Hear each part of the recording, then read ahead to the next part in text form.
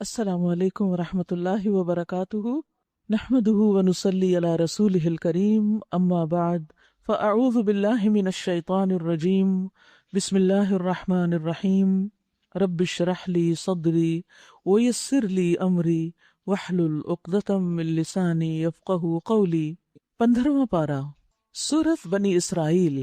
شروع کرتی ہوں اللہ کے نام سے جو بے انتہا مہربان نہایت رحم فرمانے والا ہے۔ سبحان الذی اسری بعبدہ لیلا من المسجد الحرام الی المسجد الاقصی الذی بارکنا حولہ لنریہ من آیاتنا انہ هو السمیع البصیر۔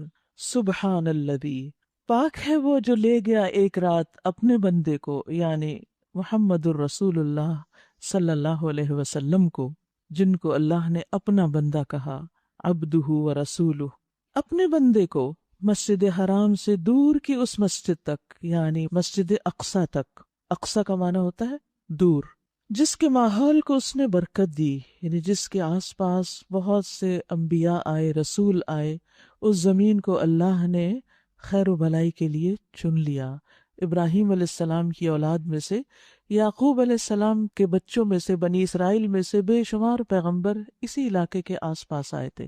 تو ان کی آمد کی وجہ سے ان پر جو کتابیں نازل ہوئیں اور انہوں نے لوگوں کو جو خیر و بھلائی کا پیغام دیا، اس وجہ سے اللہ نے اس خطے کو بابرکت خطہ بنا دیا۔ جیسی برکتیں اللہ نے مکہ میں رکھی، اسی طرح اس علاقے میں بھی برکتیں رکھی، کیونکہ یہ پیغمبروں کا مسکن تھا۔ تو اللہ سبحانہ وتعالیٰ کیوں لے گیا اپنے بندے کو؟ کیا کرنے کے لیے؟ لِنُرِيَهُ مِنْ آیاتنا، تاکہ ہم اسے اپنی نشانیوں میں سے کچھ نشانیاں دکھائیں۔ انہ هو السمیع البصیر، بے شک وہ خوب سننے والا، خوب دیکھنے والا ہے۔ سورت کا آغاز تسبیح سے ہو رہا ہے، سبحان، پاک ہے وہ۔ یاد رکھیے کہ اس سے پہلے تو کوئی ایسی بات نہیں ہو رہی جس پر پاکی بیان کی جائے، لیکن اس کے بعد ایک بڑی اہم خبر دی جا رہی ہے، اور وہ خبر کیا ہے کہ رسول اللہ صلی اللہ علیہ وسلم کا مکہ سے مسجد اقصی تک کا سفر، اور پھر احادیث ہمیں بتاتی ہیں کہ وہاں سے آپ صلی اللہ علیہ وسلم کو آسمانوں پر لے جایا گیا۔ آپ نے تمام آسمانوں پر مختلف انبیاء سے ملاقات کی، اور پھر اوپر سدرۃ المنتہا تک گئے۔ آپ اللہ سبحانہ وتعالیٰ سے ہم کلام ہوئے۔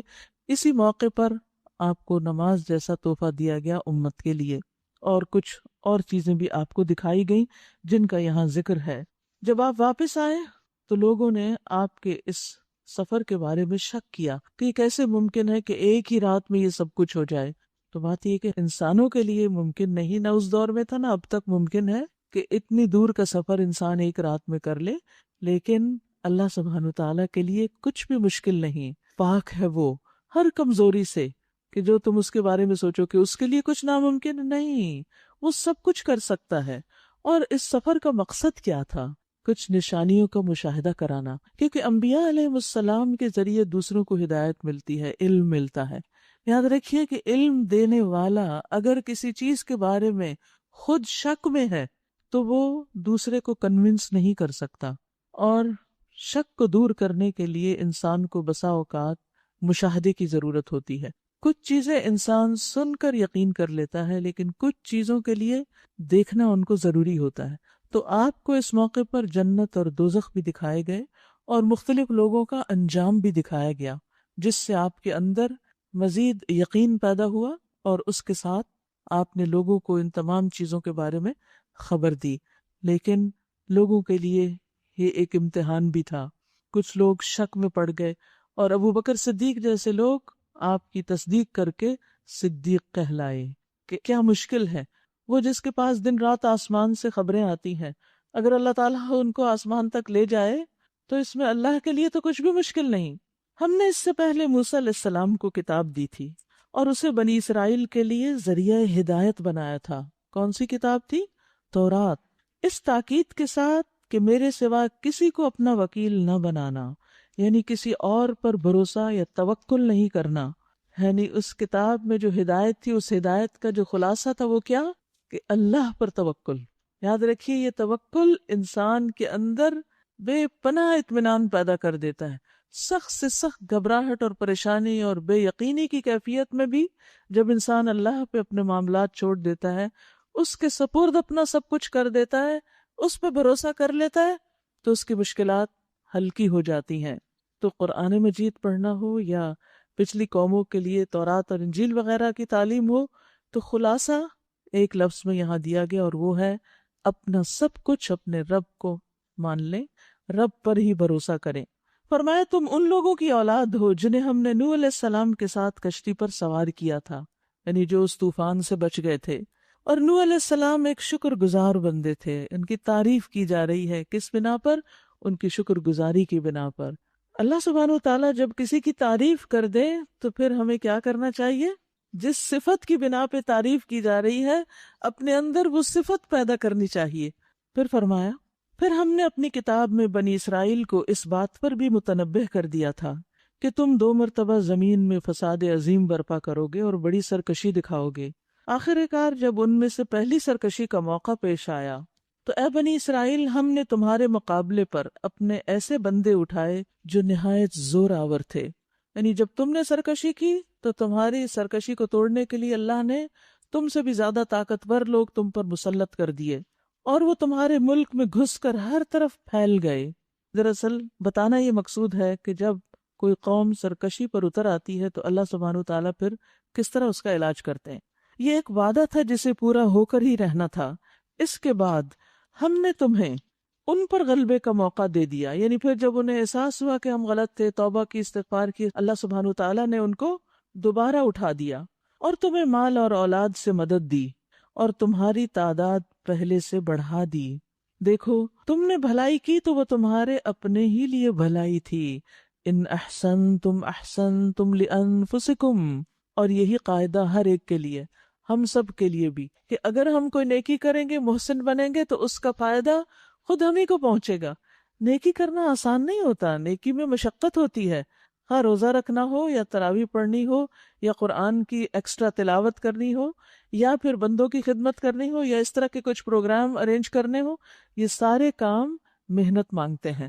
جب انسان محنت کر چکتا ہے، تھکتا ہے، تو پھر کیا کرتا ہے؟ اس تھکن کے، ناگواری کے، ہاں وہ روزے کی تھکن ہو یا پھر نماز کی تھکن ہو یا خدمت خلق کی تھکن ہو، اس کے آثار ہمارے چہرے پر آ جاتے ہیں، اور پھر صرف چہرے پر نہیں، کبھی زبان پر بھی آ جاتے ہیں، اور پھر زبان سے زیادہ کبھی کبھی ہاتھوں تک بھی پہنچ جاتے ہیں، اور پھر جو ہم سے چھوٹے ہوتے ہیں ان کی شامت بھی آ جاتی ہے۔ تو ایسے میں انسان بس یہ یاد رکھے، ان احسنتم احسنتم لانفسکم، اگر تم نے یہ سب کچھ کیا ہے تو اس کا فائدہ بھی تمہیں کو مل رہا ہے۔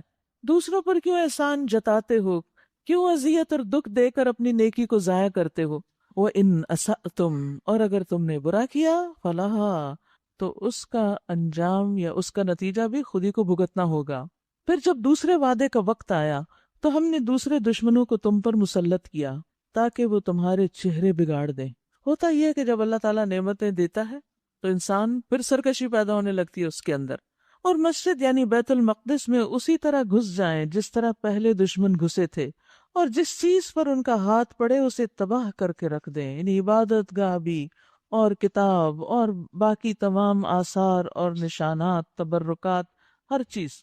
عسیٰ ربکم ان یرحمکم، ہو سکتا ہے کہ اب تمہارا رب تم پر رحم کرے، لیکن اگر تم نے پھر اپنی سابق روش کا اعادہ کیا، پھر سرکشی کی، تو ہم بھی پھر اپنی سزا کا اعادہ کریں گے۔ اور کافر نعمت لوگوں کے لیے ہم نے جہنم کو قید خانہ بنا رکھا ہے، حصیرہ، یہاں قید خانے سے جہنم کی شدت میں اور اضافہ ہو گیا، یعنی اس کی تکلیف کا احساس اور بڑھ جاتا ہے۔ ان هذا القرآن يهدي للتي هي اقوم ويبشر المؤمنين الذين يعملون الصالحات ان لهم اجرا كبيرا۔ حقیقت یہ ہے کہ یہ قرآن وہ راہ دکھاتا ہے جو بالکل سیدھی ہے، صحیح سیدھا راستہ، صراط مستقیم اس کتاب سے حاصل ہوتا ہے۔ جو لوگ اس پر ایمان لا کر اچھے کام کریں انہیں یہ خوشخبری دیتا ہے کہ ان کے لیے بہت بڑا اجر ہے۔ تو خوشخبریاں کس کے لیے ہیں اس کتاب میں؟ ایمان کے ساتھ عمل صالح کرنے والوں کے لیے۔ اور جو لوگ آخرت کو نہ مانیں انہیں یہ خبر دیتا ہے کہ ان کے لیے ہم نے دردناک عذاب مہیا کر رکھا ہے۔ وَيَدْعُ الْإِنسَانُ بِالشَّرِّ دُعَاءَهُ بِالْخَيْرِ وَكَانَ الْإِنسَانُ عَجُولًا۔ انسان شر اس طرح مانگتا ہے جس طرح خیر مانگنی چاہیے، یعنی خیر ہی کی دعائیں ہمیں ہمیشہ کرنی چاہیے، لیکن انسان کبھی کبھی اپنے لیے دعا کی بجائے بد دعا بھی کرنے لگتا ہے۔ کیوں؟ وَكَانَ الْإِنسَانُ عَجُولًا، کیونکہ انسان بڑا جلد باز واقع ہوا ہے، بہت جلد باز ہے۔ یہ ہیسٹینس جو ہے، یہ جلد بازی جو ہے، یہ شیطان کی طرف سے ہوتی ہے کسی بھی معاملے میں، تو یہ ناپسندیدہ ہوتی۔ پسندیدہ کیا ہوتا ہے؟ سرعت، یعنی کام کو تیزی کے ساتھ کرنا، اول وقت میں کرنا، وقت آنے پر کرنا۔ اور یہ تو رب کا فضل ہے کہ وہ بد دعائیں قبول نہیں کرتا ساری، اگر وہ کر لے تو ہمارے لیے زندگی مشکل ہو جائے۔ ابن عباس کہتے ہیں کہ اس آیت سے مراد انسان کا بیزاری کی حالت میں، یعنی بیماری سے تنگی ہو گئی، بیزاری ہو گئی، یا اولاد کی طرف سے یا کسی اور انسان کی طرف سے، تو اس میں انسان خود کو یا اپنی اولاد کو بد دعا دیتا ہے، حالانکہ وہ خود اس بد دعا کی قبولیت نہیں چاہتا۔ یعنی بعض اوقات وہ چاہتا نہیں کہ یہ قبول ہو، لیکن غصے میں آ کے وہ ایسی باتیں بولنا شروع کر دیتا ہے۔ اس عادت کو دور کرنا چاہیے۔ یاد رکھیے بد دعا کے دو نقصان ہیں۔ نمبر ایک، جب ہم اپنے قریبی عزیزوں پیاروں کو بد دعا دیتے ہیں، اگر وہ اس کے مستحق ہے تو وہ ان پہ پڑ جائے گی، کیونکہ وہ بہت جلدی پہنچتی ہے اوپر، اور اگر ان کو کوئی نقصان ہو گیا تو دکھ کون اٹھائے گا؟ آپ نے بچے کو بد دعا دی اور بچے کو وہ لگ گئی تو تکلیف کس کو ہوگی؟ بچے کے ساتھ ساتھ خود آپ کو ہوگی۔ اور اگر وہ اس کو نہیں لگی، وہ اس کا مستحق نہیں تھا، تو وہ بد دعا کس پہ پلٹے گی؟ خود اپنے پر۔ دونوں صورتوں میں نقصان ہے بد دعا کا، اس لیے بد دعاؤں سے پرہیز کریں۔ بعض لوگ بہت وہمی ہوتے ہیں اور وہ ڈرے رہتے ہیں کہ ہم نے تو کسی کا کچھ نہیں کیا، وہ مجھے پھر بھی بد دعائیں دے رہی ہیں۔ آپ تسلی میرے، آپ کو کچھ نہیں ہوتا۔ یہ کچھ لوگ اس کو بطور ہتھیار استعمال کرتے ہیں، دھمکی کے طور پر بد دعائیں دینے لگتے ہیں اور دوسروں کو ایکسپلائٹ کرتے ہیں، اور وہ سمجھتے ہیں کہ دوسرے اس سے ڈر کر کے انہیں بد دعائیں نہ ملے، وہ ہمارے تابع دار غلام ہو جائیں۔ یہ طریقہ درست نہیں۔ یاد رکھیے اگر ہم بے وجہ کسی کو بد دعا دے رہے ہیں تو خود ہی کو نقصان دے رہے ہیں۔ اسی طرح ابن جزئی کہتے ہیں کہ اس میں ایسے لوگوں کی مذمت کی جا رہی ہے اور ان کو ڈانٹا جا رہا ہے جو غصے کی حالت میں اپنے لیے، اپنے مالوں، اپنی اولاد کے لیے بد دعا کرتے ہیں، اور یہ اسی طرح جیسے وہ خوشی کی حالت میں یا اطمینان کی حالت میں اپنے لیے دعائیں کر رہے ہوتے ہیں۔ یہاں دیکھیے کہ یہ جو جملے ہیں نا کہ کاش میں مر جاؤں، کاش ایسا ہو جائے، ایسا ہو جائے، برباد ہو جائے، وہ ڈوب مرو تم، فلاں ہو، اس قسم کے جملے جو ہیں وہ اپنی زندگی سے نکال دینے چاہیے۔ قرض نہیں کرنا چاہیے کسی کو۔ جابر بن عبداللہ کہتے ہیں کہ رسول اللہ صلی اللہ علیہ وسلم نے فرمایا، اپنے آپ کو بد دعا نہ دو، نہ اپنی اولاد کو بد دعا دو، نہ اپنے خادموں کو بد دعا دو، نہ ہی اپنے مال کو بد دعا دو، کیونکہ کہیں ایسا نہ ہو کہ وہ اللہ تبارک و تعالی کی طرف سے قبولیت کی گھڑی ہو، جس میں مانگا جائے تو وہ تمہاری دعا قبول کر لے، تو پھر کیا ہوگا؟ پچھتاوے کے سوا کیا حاصل ہوگا؟ اسی طرح والدین کو بہت محتاط ہونا چاہیے۔ ابو ہریرہ کہتے ہیں کہ رسول اللہ صلی اللہ علیہ وسلم نے فرمایا، 3 دعاؤں کی قبولیت میں کوئی شک نہیں: مظلوم کی دعا، مسافر کی دعا، باپ کی دعا اپنے بیٹے کے خلاف، یعنی باپ اگر بچے کو بد دعا دیتا ہے۔ نبی صلی اللہ علیہ وسلم نے فرمایا، اپنے آپ پر خیری کی دعا کرو، بے شک فرشتے تمہاری بات پر آمین کہتے ہیں۔ تو انسان اپنی دعاؤں میں بھی محتاط ہو کہ وہ کیا مانگ رہا ہے۔ دیکھو ہم نے رات اور دن کو 2 نشانیاں بنایا۔ رات کی نشانی کو ہم نے بے نور بنایا اور دن کی نشانی کو روشن کر دیا، تاکہ تم اپنے رب کا فضل تلاش کرو اور ماہ و سال کا حساب معلوم کر سکو۔ اسی طرح ہم نے ہر چیز کو الگ الگ ممیز کر کے رکھا ہے، یعنی ہر چیز کے اندر ہم نے اسی طرح کے کنٹراسٹ رکھے ہیں جو اسے ایک دوسرے سے الگ کرتے ہیں، اس سے ڈسکریمنیشن ہوتی ہے۔ ہر انسان کا شگون ہم نے اس کے اپنے گلے میں لٹکا رکھا ہے، یعنی انسان دوسروں کو اپنے لیے منحوس قرار دیتا ہے کہ اس کی وجہ سے ایسا ہوا۔ جیسے آپ دیکھیے کہ ہمارے معاشرے میں ایک رواج پایا جاتا ہے کہ اگر کوئی عورت بیوہ ہو جائے تو اس کو شادی پر نہیں بلاتے، یا پھر آئی تھنک مائیوں یا مہندی وغیرہ پر کسی بیوہ عورت کو آنے کی اجازت نہیں ہوتی۔ یہ کیا ہے؟ کیا اس عورت نے اپنے خاوند کو خود مارا تھا یا اللہ کا حکم تھا؟ اللہ کے حکم سے ایک شخص کی ڈیتھ ہوئی تو اب آپ اس کو منحوس سمجھ رہے ہیں کہ اس کا شوہر فوت ہو گیا؟ کس قدر افسوس کی بات! آپ کو تو اور زیادہ اس کی دلجوئی کرنی چاہیے، اسے گلے لگانا چاہیے، ویلکم کرنا چاہیے، نہ کہ آپ اس کو اپنے لیے منحوس سمجھیں اور اپنی خوشی کے موقع پر ان کو آنے نہ دیں۔ اسی طرح اور بھی توہمات ہیں ہمارے معاشرے میں، اور بعض اوقات ایسا ہوتا ہے کہ انسان جس طرح کا وہم کرتا ہے نا وہ چیز ویسے ہی ہونے لگتی ہے، اور اس کا غلط خیال، غلط عقیدہ اور پکا ہو جاتا ہے. اس طرح کے توہمات سے ہمیں باہر نکلنا چاہیے. مثلا اگر کسی عورت کا بچہ ضائع ہو جائے تو عموماً کیا سمجھا جاتا ہے کہ کوئی پریگننٹ عورت اس سے ملاقات نہ کرے، کیونکہ اس کی پرچھائیں یا اس کا سایہ اس میں بھی پڑ جائے گا اور اس کا بھی بچہ مر جائے گا. یاد رکھیے جس روح نے دنیا میں نہیں آنا نہ نہیں آنا، چاہے اس کو کوئی ایسا شخص ملے یا نہ ملے. چلیں جاننے والوں میں تو ہمیں پتا ہوتا ہے کہ اس کے ساتھ کیا ہوا، اس کے ساتھ. ہم جو ہر وقت بازاروں میں گھومتے ہیں یا پارٹیوں میں ہوتے ہیں، ہمیں پتا ہوتا ہے کہ کس کس عورت کا کون سا بچہ مر چکا ہے، یہ کیا ہو چکا ہے. اس کی پرچھائی نہیں پڑتی پھر ہم پر، تو کسی خاص شخص کی پرچھائی ہم پر پڑنے ہیں. تو یہ بھی توہمات میں سے ہے. ان چیزوں سے بھی ذہن کو خالی کرنا چاہیے. ہو سکتا ہے کہ آپ کے نہیں تجربہ ہے میرا، یہ ہو چکا ہے، وہ آپ کے خیال کی وجہ سے. کیونکہ انسان اگر یہ سوچنا شروع کر دے نا کہ میں بیمار ہوں تو بیمار پڑ جاتا ہے. کہتے ہیں کہ مثبت سوچیں اپنے لیے رکھیں، پازیٹیو اپنے سٹروکس دیں کہ میں تو اچھی ہوں الحمدللہ. کیوں کہا گیا کہ بیماری کی حالت میں بھی انسان شکوہ نہ کرے اور بہت زیادہ اپنی بیماری کا تذکرہ نہ کرے؟ یہ صبر جمیل کے خلاف ہے. کیونکہ جب ہم بار بار وہی بات کرتے ہیں، مجھے یہ ہو گیا، مجھے یہ ہو گیا، مجھے یہ ہو گیا، پھر کیا ہوتا ہے؟ ہم اس کیفیت سے باہر نہیں نکل سکتے. کیونکہ انسان کی سوچ کا اس کے بول پر اور اس کے عمل پر اثر ہوتا ہے.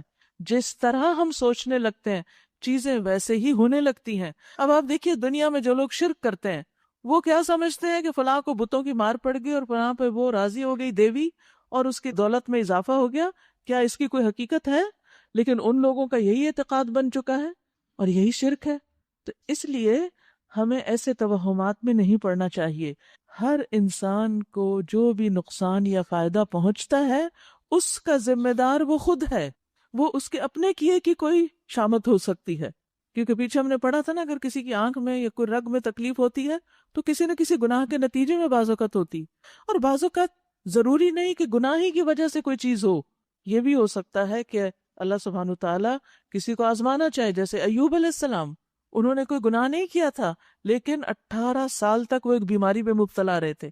تو ججمنٹل نہ ہو کہ یہ اس وجہ سے ہوا اور یہ اس وجہ سے. اگر آپ کو کچھ سمجھ آ رہی ہے تو ابھی خاموشی اختیار کرنا بہتر ہے. تو نیگیٹو تھنکنگ ہمارے لیے ہر لحاظ سے نقصان دہ ہے. اس کا سوچنا بھی پریشانی پیدا کرتا ہے، بولنا ہمارے عمل میں تبدیلی پیدا کرتا ہے، اور پھر وہ عمل جو ہے وہ تو اور انسان کو مصیبت میں مبتلا کرتا ہے. تو اس لیے اچھا سوچیں، اچھا بولیں اور اپنی سوچ کو قرآن و سنت کے تابع کریں. فرمایا وَنُخْرِجُ لَهُ يَوْمَ الْقِيَامَةِ كِتَابًا يَلْقَاهُ مَنشُورًا، اور قیامت کے دن ہم ایک نوشتہ اس کے لیے نکالیں گے، یعنی اس کے اعمال کی کتاب، جسے وہ کھلی کتاب کی طرح پائے گا. اقرأ کتابک، پڑھو اپنا نامہ اعمال. کفا بنفسک اليوم علیک حسیبا، آج اپنا حساب لگانے کے لیے تم خود ہی کافی ہو. تم خود اپنا فیصلہ کر سکتے ہو کہ تمہارے ساتھ کیا ہونا چاہیے. یہ عدل و انصاف کا تقاضا ہے کہ بندے سے کہا جائے کہ وہ اپنے اعمال کا حساب خود کرے، تاکہ اسے پتہ چل جائے کہ اس کے ذمے کون کون سے حقوق ایسے واجب تھے جو اس نے ادا نہیں کیے اور جن کی سزا اب اس کو مل رہی ہے، یعنی قیامت کے دن. یاد رکھیے ہر انسان کو دنیا میں بھی اپنے اعمال کا محاسبہ کرتے رہنا چاہیے کہ میں نے آج کا دن کیسے گزارا. کیونکہ جو ایک دن میں انسان گناہ کرتا ہے نا، وہ اس کے دل پر ایک بوجھ ضرور ڈالتے ہیں. پھر اس بوجھ سے نکلیے توبہ کر کے، اس بری عادت کو چھوڑیے. تو انسان اپنے اعمال پر خود گواہ ہے، اور قیامت کے دن جو اس کتاب میں لکھا ہوگا اس کا تو انکار کر ہی نہیں سکتا. دنیا میں ہم ہر گواہی کو جھٹلا سکتے ہیں، یہ جھوٹی ہے، یہ غلط ہے، لیکن وہاں نہیں کر سکتا. انس بن مالک کہتے ہیں کہ ہم رسول اللہ صلی اللہ علیہ وسلم کے پاس تھے کہ آپ ہنس پڑے. آپ نے پوچھا کیا تم جانتے ہو کہ میں کس بات پہ ہنس رہا ہوں؟ ہم نے عرض کیا اللہ اور اس کا رسول ہی بہتر جانتے ہیں. انہوں نے کوئی گیس وغیرہ نہیں کیا اور نہ ہی اس بات میں زیادہ پڑے. اصل مقصد آپ کا یہ تھا کہ آپ لوگوں کو پہلے متوجہ کریں پھر انہیں بات بتائیں. آپ نے فرمایا مجھے بندے کی اپنے رب کے ساتھ کی گئی بات پہ ہنسی آ گئی. قیامت کے دن بندہ کہے گا اے میرے رب، کیا تو نے مجھے ظلم سے پناہ نہیں دی تھی؟ اللہ تعالیٰ فرمائے گا کیوں نہیں. بندہ کہے گا آج میں اپنے اوپر اپنی ذات کے علاوہ کسی کی گواہی کو جائز نہیں سمجھتا. تو اللہ تعالیٰ فرمائے گا کہ آج تم اپنے خلاف بطور گواہ خود ہی کافی ہو، اور کرامن کاتبین بھی گواہ ہیں. چنانچہ جب وہ یہ کہے گا کہ میں اپنے اوپر بس اپنی گواہی قبول کروں گا، میں کسی اور کو گواہ نہیں بناتا، تو اس کے منہ پہ مہر لگا دی جائے گی، اور اس کے باقی اعضاء سے کہا جائے گا اب تم بولو، تو ہاتھ بولنے لگیں گے، پاؤں بولنے لگیں گے، آنکھیں، کان، ہر چیز، اور وہ اس کے اعمال کے بارے میں باتیں کریں گے. ہاتھ بول کے کہیں گے اس نے فلاں عمل بھی کیا تھا، اس نے فلاں بھی، اس نے ان ہاتھوں سے یہ اور یہ ٹیکسٹنگ کی تھی. یہ ہاتھ خود بولیں گے. پھر اس کے اعضاء کو بولنے کے لیے چھوڑ دیا جائے گا. فرمایا تو ان کی گواہی سن کے وہ کہے گا دور ہو جاؤ، یعنی اپنے آپ ہی کو کہے گا دفع ہو جاؤ، دور ہو جاؤ، بعدن سحقن، لعنت ہو تم پر. اپنے آپ کو برا بھلا کہنے لگے گا، میں تمہاری طرف سے دوسروں سے لڑا کرتا تھا اور آج تم ہی بے وفا نکلے. یعنی آج تم میرے خلاف گواہی دے رہے ہو، جبکہ تم نے جو کچھ کیا اس پر یہ زبان حجت کرتی تھی. یعنی غلط کام جو کرتا تھا میں ان کو چھپانے کے لیے اس زبان سے جھوٹ بولتا تھا، تمہارا دفاع کرتا رہا اور آج تم میرے خلاف ہو گئے. یاد رکھیے قیامت کے دن سچے پکے دوست، محبت کرنے والے بھی دشمن بن جائیں گے. الاخلاء یومئذ بعضهم لبعض عدو الا المتقون. تقوی والوں کے سوا سارے دوست، متقی لوگوں کے سوا سارے دوست ایک دوسرے کے دشمن ہو جائیں گے اور ایک دوسرے کے خلاف بولیں گے اور کہیں گے اللہ تعالیٰ اس کو سزا دے، اس کو پکڑ، اس نے ہمیں گمراہ کیا تھا. اس لیے انسان کو اپنے اعمال نامے سے ہوشیار رہنا چاہیے کہ کیا لکھا جا رہا ہے اس میں، اور اپنے ہاتھ پاؤں سے بھی ہوشیار رہیں. یہ ابھی ہمارے ہیں، کل یہ ہمارے نہیں ہوں گے، یہی خلاف بولنا شروع کر دیں گے. من اہتدی فانما یہتدی لنفسہ، جو ہدایت پائے گا وہ اپنے ہی ذات کے لیے ہدایت پائے گا، اس کو خود ہی اس کا فائدہ ہوگا. ومن ضل فانما یضل علیہا، اور جو گمراہ ہو اس کی گمراہی کا وبال اسی پر ہے. ولا تزر وازرۃ وزر اخری، کوئی بوجھ اٹھانے والا دوسرے کا بوجھ نہ اٹھائے گا. انتہائی انصاف کا دن ہے یہ، کسی کو دوسرے کا بوجھ اٹھانے کے لیے نہیں دیا جائے گا. ہر شخص کو اپنے گناہوں کا بوجھ خود اٹھانا ہوگا، اپنی ذمہ داری خود قبول کرے گا. وما كنا معذبین حتی نبعث رسولا، اور ہم عذاب دینے والے نہیں ہیں جب تک کہ ایک پیغمبر نہ بھیج دیں. لہذا پیغمبر نے آ کر حق پہنچایا، اب اس کے بعد پوچھ ہوگی. جب ہم کسی بستی کو ہلاک کرنے کا ارادہ کرتے ہیں تو اس کے خوشحال لوگوں کو حکم دیتے ہیں اور وہ اس میں نافرمانیاں کرنے لگتے ہیں، یعنی ان کو آزادی دیتے ہیں. تب عذاب کا فیصلہ اس بستی پہ چسپاں ہو جاتا ہے اور ہم اسے برباد کر کے رکھ دیتے ہیں. دیکھ لو کتنی ہی نسلیں ہیں جو نوح علیہ السلام کے بعد ہمارے حکم سے ہلاک ہوئیں. تیرا رب اپنے بندوں کے گناہوں سے پوری طرح باخبر ہے. اللہ کو ہر بندے کا پتہ ہے کون کیا کر رہا ہے اور سب کچھ دیکھ رہا ہے. من کان یرید العاجلۃ عجلنا له فیہا ما نشاء لمن نرید ثم جعلنا له جہنم یصلاها مذموما مدحورا.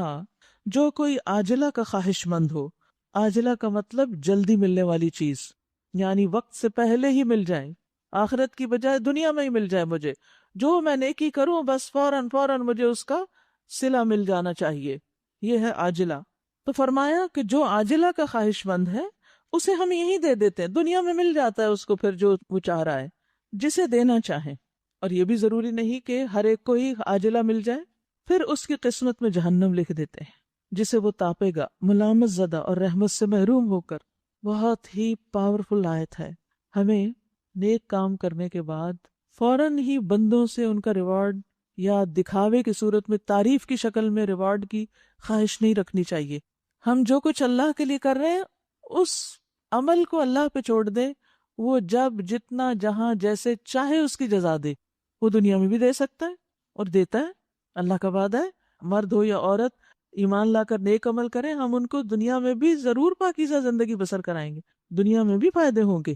یعنی نیکی کا صلہ آخرت کے ساتھ ساتھ دنیا میں بھی انسان کو ملتا ہے، لیکن انسان خود بندوں سے اس کا مطالبہ نہ شروع کر دے. اور پھر جو شخص صرف دنیا ہی دنیا چاہتا ہے تو اس کے لیے پھر نقصان ہے، اس کی قسمت میں جہنم ہے جسے وہ تاپے گا ملامت زدہ اور رحمت سے محروم ہو کر. اور جو آخرت کا خواہش مند ہو، وَمَنْ أَرَادَ الْآخِرَةَ وَسَعَى لَهَا سَعْيَهَا وَهُوَ مُؤْمِنٌ فَأُولَئِكَ كَانَ سَعْيُهُمْ مَشْكُورًا. اور جو آخرت کا خواہش مند ہو، یعنی وہ مثلا مال خرچ کرتا ہے تو وہ سوچتا ہے کہ اس کا بدلہ میں اللہ سے چاہتا ہوں کہ آخرت میں مجھے جہنم سے بچا دے، جنت الفردوس میں جگہ عطا کرے، اور صرف اسی نیت سے وہ خرچ کرتا ہے یا کوئی بھی نیک کام، تو پھر کیا فرمایا؟ فَأُولَئِكَ كَانَ سَعْيُهُمْ مَشْكُورًا، ایسے شخص کی کوشش قابل قدر ہوگی، لیکن ایک شرط رکھ دی بیچ میں، وہ کیا ہے؟ وَسَعَى لَهَا سَعْيَهَا، بھرپور کوشش، اور کوشش کے ساتھ ساتھ ایمان، ایک باطنی شرط ہے اور ایک ظاہری شرط ہے آخرت میں بلند درجے پانے کی۔ دیکھیے ہم سب یہ چاہتے ہیں کہ ہماری آخرت اچھی ہو، ہمارے نیک کاموں کا مقصد اور ارادہ آخرت کی بھلائی حاصل کرنا ہے، لیکن یاد رکھیے کہ اگر آخرت ہمارا گول ہے، ہماری آخرت ان فوکس ہے، ہر نیک کام کے پیچھے ہمارا ذہن ادھر ہی جا رہا ہے، جس کے کل میں نے 2 مثالوں سے آپ کو پریکٹس کروائی تھی کہ پیاس لگے تو آخرت کی پیاس کو یاد کریں، اسی طرح کسی کو نابینا دیکھیں تو آخرت میں اندھا ہونے کی بات کو یاد رکھیں۔ تو مومن ہر چیز کو وہیں سے جا جوڑتا ہے، کچھ بھی کرتا ہے کیونکہ وہ اس کا گھر ہے، وہ اس کا مقصد ہے، وہ اس کا پیشن ہے، وہاں کی کامیابی اس کا سب سے عظیم مقصد ہے زندگی کا۔ تو یاد رکھیے کہ جو شخص زندگی میں کوئی مقصد بنا لیتا ہے تو صرف مقصد بنا لینے سے کام نہیں چلتا، وہ حاصل نہیں ہوتا، اس کے لیے کیا کرنا پڑتا ہے؟ کوشش، ایفرٹ، محنت، سخت محنت۔ اسی طرح جو شخص آخرت کو اپنا مقصد اور محور بناتا ہے زندگی کا، وہاں کی کامیابی اس کی سب سے بڑی تمنا ہے، تو پھر اس کے لیے بھی کیا ہے؟ کوشش، کیونکہ بغیر محنت کے آخرت کی بھلائی اور حسنہ کا ارادہ کرنا ایک دھوکہ ہے، اپنے آپ کو دھوکہ دیتا ہے انسان۔ جب بھی آپ کسی چیز کا ارادہ کریں تو اس کے لیے پھر کوشش بھی کریں اور اس کو حاصل کرنے کے اسباب بھی اختیار کریں۔ مثلاً آپ رمضان میں عمرہ کرنا چاہتے ہیں اور نہ آپ ویزے کی کوشش کرتے ہیں، نہ ٹکٹ خریدتے ہیں، بس صرف دعا مانگتے ہیں اور تمنا ہی کرتے ہیں اور کسی معجزے کے انتظار میں ہیں کہ کہیں سے اڑتا ہوا پاسپورٹ ویزا لگ کے اور ٹکٹ بھی ساتھ ہی آ جائے گا آپ کی خدمت میں۔ تو ایسا تو نہیں ہوتا نا، کیا کرنا پڑتا ہے؟ کوشش۔ تو جس چیز کی انسان نیت کرتا ہے پھر اس کے لیے صرف نیت نہیں کافی، کوشش بھی شرط ہے۔ اور کیسی کوشش؟ وَسَعَى لَهَا سَعْيَهَا، مطلوبہ کوشش، جتنی اس کے لیے کوشش ہونی چاہیے۔ فَأُولَئِكَ كَانَ سَعْيُهُمْ مَشْكُورًا، اللہ سبحانہ وتعالیٰ ایسے لوگوں کی کوشش کو پھر ضائع نہیں کرے گا، اللہ ایسے لوگوں کی کوشش کا بہت قدردان ہے۔ كُلًّا نُمِدُّ هَؤُلَاءِ وَهَؤُلَاءِ مِنْ عَطَاءِ رَبِّكَ، ان کو بھی اور ان کو بھی، یعنی یہ دونوں گروہ جو پیچھے گزرے، ایک عاجلہ کا خواہش مند ہے اور ایک آخرہ کا، دونوں آمنے سامنے ہے، ایک دنیا چاہتا ہے اور ایک آخرت چاہتا ہے، دونوں کو ہم دنیا میں سامان زندگی دیتے ہیں، یعنی یہ نہیں کہ جو آخرت چاہتا ہے اس کو دنیا میں کچھ نہیں ملتا، دنیا میں بھی بہت کچھ ملتا ہے، یہ تیرے رب کا عطیہ ہے اور تیرے رب کی عطا کو روکنے والا کوئی نہیں۔ مگر دیکھ لو دنیا ہی میں ہم نے ایک گروہ کو دوسرے پر کیسی فضیلت دے رکھی ہے، اور آخرت میں اس کے درجے اور بھی زیادہ ہوں گے اور اس کی فضیلت اور بھی زیادہ بڑھ چڑھ کر ہوگی۔ یعنی دنیا میں بھی ان دونوں قسم کے لوگوں میں بہت بڑا فرق نظر آنے لگتا ہے، ان کے عمل میں، ان کے رویوں میں، ان کے اخلاق میں، ان کی کوششوں میں، ان کی بھاگ دوڑ میں، ان کی دلچسپیوں میں واضح فرق نظر آتا ہے۔ جو دنیا کی طرف دوڑ رہا ہو اس کے طور طریقے کچھ اور ہوتے ہیں، اور جو آخرت کے لیے دوڑتا ہے اس کی دوڑ کسی اور طرف ہوتی ہے، جس کا عام طور پر لوگ مذاق بھی اڑاتے ہیں۔ کیا کہتے ہیں؟ ملا کی دوڑ مسجد تک، یہ ایک محاورہ ہے نا، سمبل بنا دیا، ان لوگوں تو بس اس کے سوا اور کوئی کام ہی نہیں، بس سب بھول گئے ہیں سب کچھ۔ حالانکہ ایسا نہیں ہوتا کہ ہم باقی چیزیں بھول جائیں، لیکن ہاں یہ ضرور ہے کہ ہر چیز سے زیادہ یہ اللہ کی اطاعت اہم ہے، اور دنیا کے ہر کام میں آخرت کو یاد رکھنا ہے، سوچ کا فرق، نیت کا فرق، کوشش کا فرق، اور پھر اسی طرح ہر کام کے اندر ایک فرق نظر آتا ہے۔ جو آخرت چاہتا ہے نا وہ مثلاً اپنی روزی کمانے کے سلسلے میں کیا کرے گا؟ حلال کو دیکھے گا، کسی کا حق نہیں مارے گا، کسی پہ ظلم نہیں کرے گا، لیکن اس کے برعکس جو آخرت کو بھولا ہوا ہے اس کو بس مال چاہیے، مال، اس سے کوئی فرق نہیں پڑتا وہ حلال سے آ رہا ہے حرام سے آ رہا ہے، کہاں سے آ رہا ہے کہاں سے نہیں۔ اسی طرح جو شخص آخرت کو چاہتا ہے وہ بندوں کے ساتھ بڑی احتیاط سے معاملہ کرتا ہے کہ کسی پر ظلم زیادتی نہ ہو جائے، کسی کا میں نقصان نہ کر بیٹھوں، سنبھل کے چلتا ہے، وہ یہاں سے نکلتے ہوئے بھی بہت احتیاط سے چلتا ہے کہ میری کونی کسی کو نہ لگ جائے، کسی کو دھکا نہ پڑ جائے، وہ ہر چیز میں محتاط ہو جاتا ہے۔ اور دوسرا شخص اس کے سامنے بس اپنے کسی کام کی جلدی ہے، اسے پرواہ نہیں کہ راستے میں کسی کے ساتھ کیا ہو رہا ہے. تو ایک شخص کیئرفل ہے، ایک شخص کیئر لیس ہے، ایک شخص ہمدرد ہے، اور ایک شخص بے حس ہے. تو اللہ تعالیٰ فرماتے ہیں کہ دیکھو ہم نے ان میں سے بعض کو بعض پہ فضیلت دی ہے، یعنی دنیا میں ہی. ایک کا رویہ، اخلاق اور معاملہ کتنا خوبصورت، کتنا اعلیٰ، اور دوسرے کا کتنا گھٹیا. وَلَلْآخِرَةُ، اور آخرت میں تو اکبر درجات، اور بھی درجوں کا بہت بڑا فرق ہوگا. وہ ایک تو جنت کے اعلیٰ ترین مقامات پر، اور دوسرا جہنم کے سب سے نچلے گڑھے میں. فرق ہو گیا. وَأَكْبَرُ تَفْضِيلًا، وہاں کی تو فضیلت بھی بہت بڑی ہے. دنیا میں ہو سکتا ہے آپ نیک کام کر رہے ہو لیکن کوئی آپ کی فضیلت کو نہ مانے، کوئی آپ کو بہت امپورٹنس نہ دے. It doesn't matter. لیکن اللہ کے ہاں ایسے شخص کی بہت فضیلت ہے.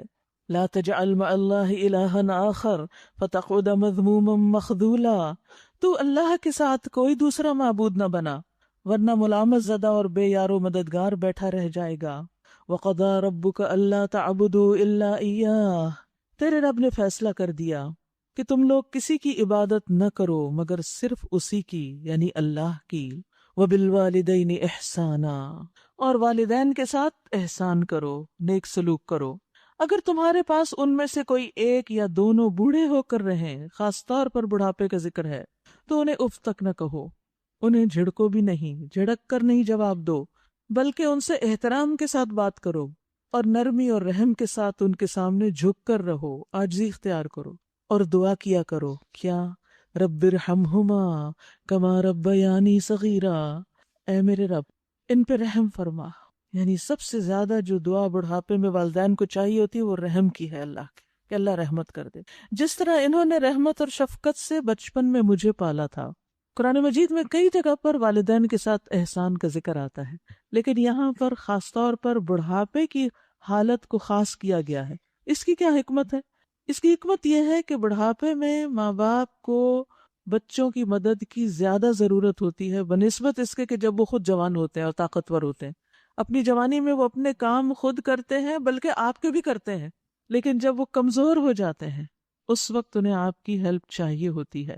اس وقت ان کے اندر بیماری کی وجہ سے، کمزوری کی وجہ سے، بڑھاپے کی تھکاوٹ کی وجہ سے چڑچڑاپن پیدا ہو جاتا ہے. تو ان کی ناراضگیاں، ان کا غصہ، ان کا چڑچڑاپن، اس کو برداشت کرو. اس کے باوجود ان سے حسن سلوک کرو، ان کے حقوق ادا کرتے رہو، کیونکہ اس وقت انسان جب جوان ہوتا ہے تو اس کے اپنے بہت سے کام ہوتے ہیں، اس کے اپنے بچے ہیں اور بہت سے مسائل ہیں، ٹائم کی کمی ہے، زیادہ دیر پاس نہیں بیٹھ سکتا، زیادہ لمبی لمبی باتیں نہیں سن سکتا. تو پھر انسان کے اندر وہ جو عزت اور احترام کا معاملہ ہے والدین کے ساتھ وہ نہیں باقی رہتا. تو یہاں پر آپ دیکھیے کہ اف تک کرنے سے منع کیا گیا. کلمہ اف بھی نہیں کہہ سکتے، اف 2 حرفی کلمہ ہے، الف اور فے. یہ بھی سخت ناپسندیدہ. اور بڑی بڑی لمبی چوڑی ڈانٹیں تو دے ہی نہیں سکتے، کر ہی نہیں سکتے. اور اف عام طور پر بیزاری کے وقت کہا جاتا ہے، جب انسان تھک جاتا ہے، بیزار ہو جاتا ہے. لیکن یہ بھی انتہائی ناپسندیدہ کلمہ ہے جو انسان اپنے منہ سے نکالتا ہے. تو جب یہ نکالنا ناپسندیدہ ہے تو واقعی برا کوئی اور کلمہ نکالنا تو بہت ہی، یعنی لفظ نکالنا منہ سے بہت ہی برا ہے. یاد رکھیے بڑھاپے میں والدین کو ستانے والا جنت سے محروم ہو سکتا ہے. ابو ہریرہ کہتے ہیں کہ نبی صلی اللہ علیہ وسلم نے فرمایا، اس شخص کی ناک خاک آلود ہو، پھر اس کی ناک خاک آلود ہو، پھر اس کی ناک خاک آلود ہو. کہا گیا اللہ کے رسول کس کی؟ فرمایا جس نے اپنے دونوں والدین یا ان میں سے ایک کو بڑھاپے میں پایا اور پھر وہ جنت میں داخل نہ ہوا، یعنی ان کی خدمت کر کے، ان کی ضروریات پوری کر کے. بعض اوقات والدین کو ہماری فزیکل ہیلپ کی ضرورت ہوتی ہے اور بعض اوقات ہماری کسی اور طریقے سے ضرورت ہوتی ہے. یاد رکھیے والدین کا نافرمان جنت میں داخل نہ ہوگا.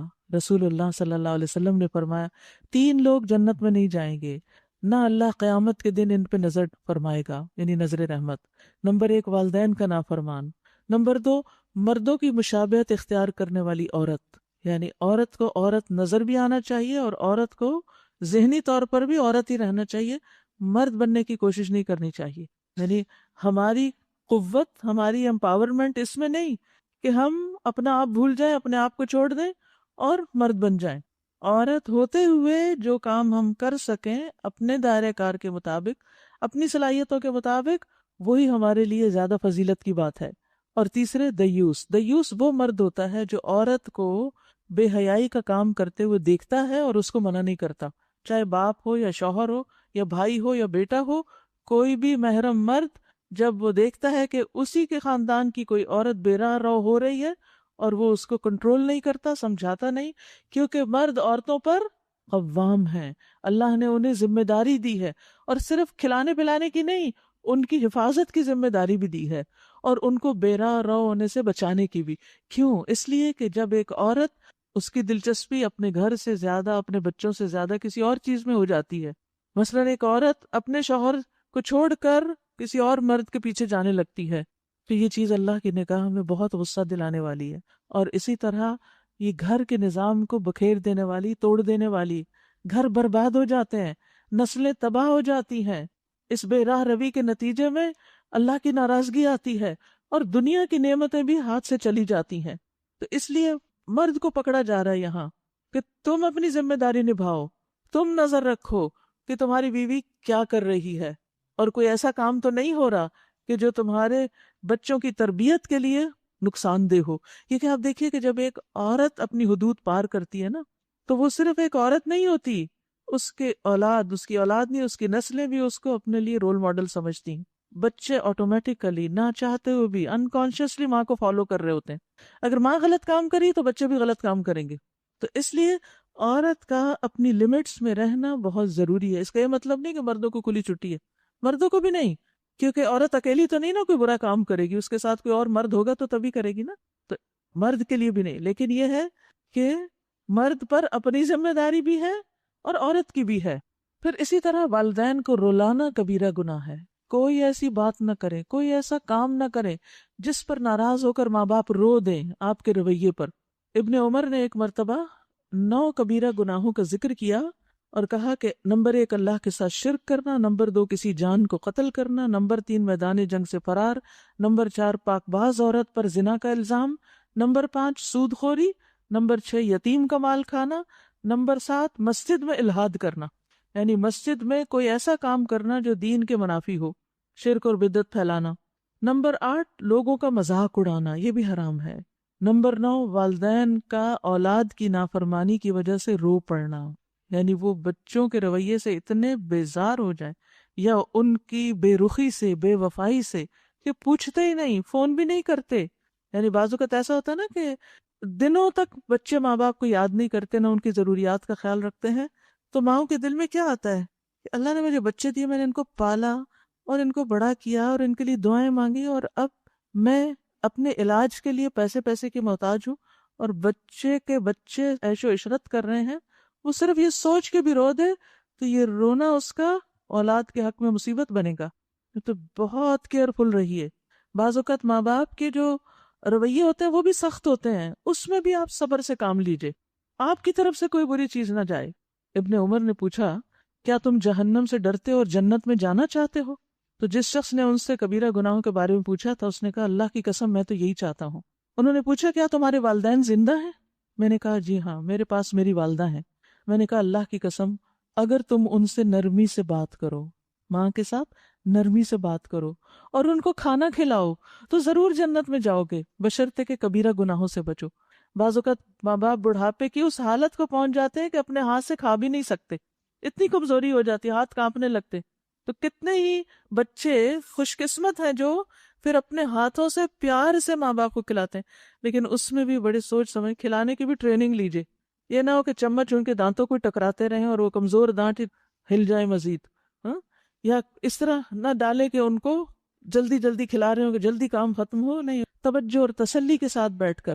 اور صرف خدمت ہی نہیں، وَقُلْ رَبِّ ارْحَمْهُمَا كَمَا رَبَّيَانِي صَغِيرًا، اور کہتے رہیے اے میرے رب ان دونوں پہ رحم فرما، صرف ماں پہ نہیں باپ پر بھی، دونوں پر، جیسا انہوں نے مجھے بچپن میں پالا تھا، کیونکہ انہوں نے میری تربیت کی تھی.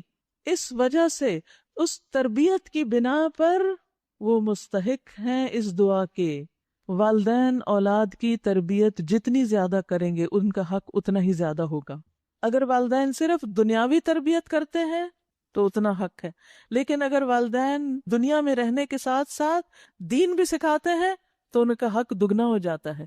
اسی طرح یہاں سے یہ بات بھی پتہ چلتی ہے کہ والدین کے علاوہ اگر کوئی اور شخص، خالہ، ماموں، چچا، پھپھی، دادا، دادی، نانا، نانی، کوئی قریبی رشتے اگر کسی بچے کی دینی اور دنیاوی امور میں تربیت کرتے ہیں، یعنی لے پالک کے ماں باپ جو ہوتے ہیں، جو اڈاپٹ کرتے ہیں کسی بچے کو اور وہ بھی اس کی تربیت کرتے ہیں، یا پھر استاد اگر وہ تربیت کرتے ہیں، تو پھر جو بھی کسی کی نیک تربیت کرتا ہے تو تربیت کرنے والے کا اس شخص پر حق ہوتا ہے جس کی اس نے تربیت کی ہوتی ہے۔ ماں باپ کے بعد پھر وہ اس شخص کے حسن سلوک کا مستحق ہوتا ہے، اسی لیے ان کا درجہ بڑا ہوتا ہے، کیونکہ وہ اس کو دنیا میں رہن سہن اور آخرت کے بارے میں اس کو اچھے برے کا فرق بتاتے ہیں۔ اور پھر یہاں یہ بھی یاد رکھیے کہ والدین میں سے ماں کا حق باپ کے مقابلے میں زیادہ ہوتا ہے۔ تو آج کے لیے یہ دعا لازم کر لیجئے، رب ارحمہما کما ربیانی صغیرا۔ اب یہ رب ارحمہما میں بیسیکلی تو والدین ہیں، لیکن اگر دادا دادی نے زیادہ رول پلے کیا ہے تربیت میں تو ان کو بھی ذہن میں لے آیا کیجئے، اور اگر کسی اور رشتہ دار نے یا کسی اور شخص نے، چاہے کوئی غیر ہو یا کسی استاد نے، تو ان کو بھی اس دعا میں شامل کر لیجئے۔ بات تو صرف نیت کی ہے نا، قبول کرنے والا تو اللہ ہے۔ اس طرح انسان احسان کا بدلہ دیتا ہے، یعنی ہمارا دین ہمیں کیا سکھاتا ہے کہ جب ہم پر کوئی احسان کرے تو ہم اس کا بدلہ اس کو دیں۔ اور بدلہ ہم اس کا کیسے دے سکتے ہیں؟ اس نے تو ہمیں بچپن میں سکھایا، وہ جس نے احسان کیا وہ تو بچہ نہیں ہو سکتا کہ ہم بڑے ہو کر اس کو سکھائیں گے۔ یہ بدلہ نہیں، اس کا بدلہ دعاؤں کی صورت میں، اس کے ساتھ خیر خواہی کی صورت میں، اس کے لیے اچھے کلمات اور اچھی گواہیوں کی صورت میں، کہ جب مثلاً وہ فوت ہو جائے تو اس کے بعد اگر وہ اس کی تعریف کرتا ہے اور اس کے لیے اچھی گواہی دیتا ہے تو وہ بھی تو اس کے اعمال نامے میں لکھا جائے گا نا آگے، وہ بھی اس کے درجات کی بلندی کا باعث بنے گا۔ اس کے لیے بخشش کی دعا کر کے پھر فرمایا ربکم اعلم بما فی نفوسکم، تمہارے رب کو خوب پتا ہے تمہارے دلوں کے اندر کیا ہے، کیا سوچتے ہو تم۔ ان تکونوا صالحین، اگر تم نیک ہوگے، فإنہ کان للأوابین غفورا، تو ایسے سب لوگوں کے لیے درگزر کرنے والا ہے جو اپنے قصور پہ متنبہ ہو کر بندگی کے رویے کی طرف پلٹ آئیں۔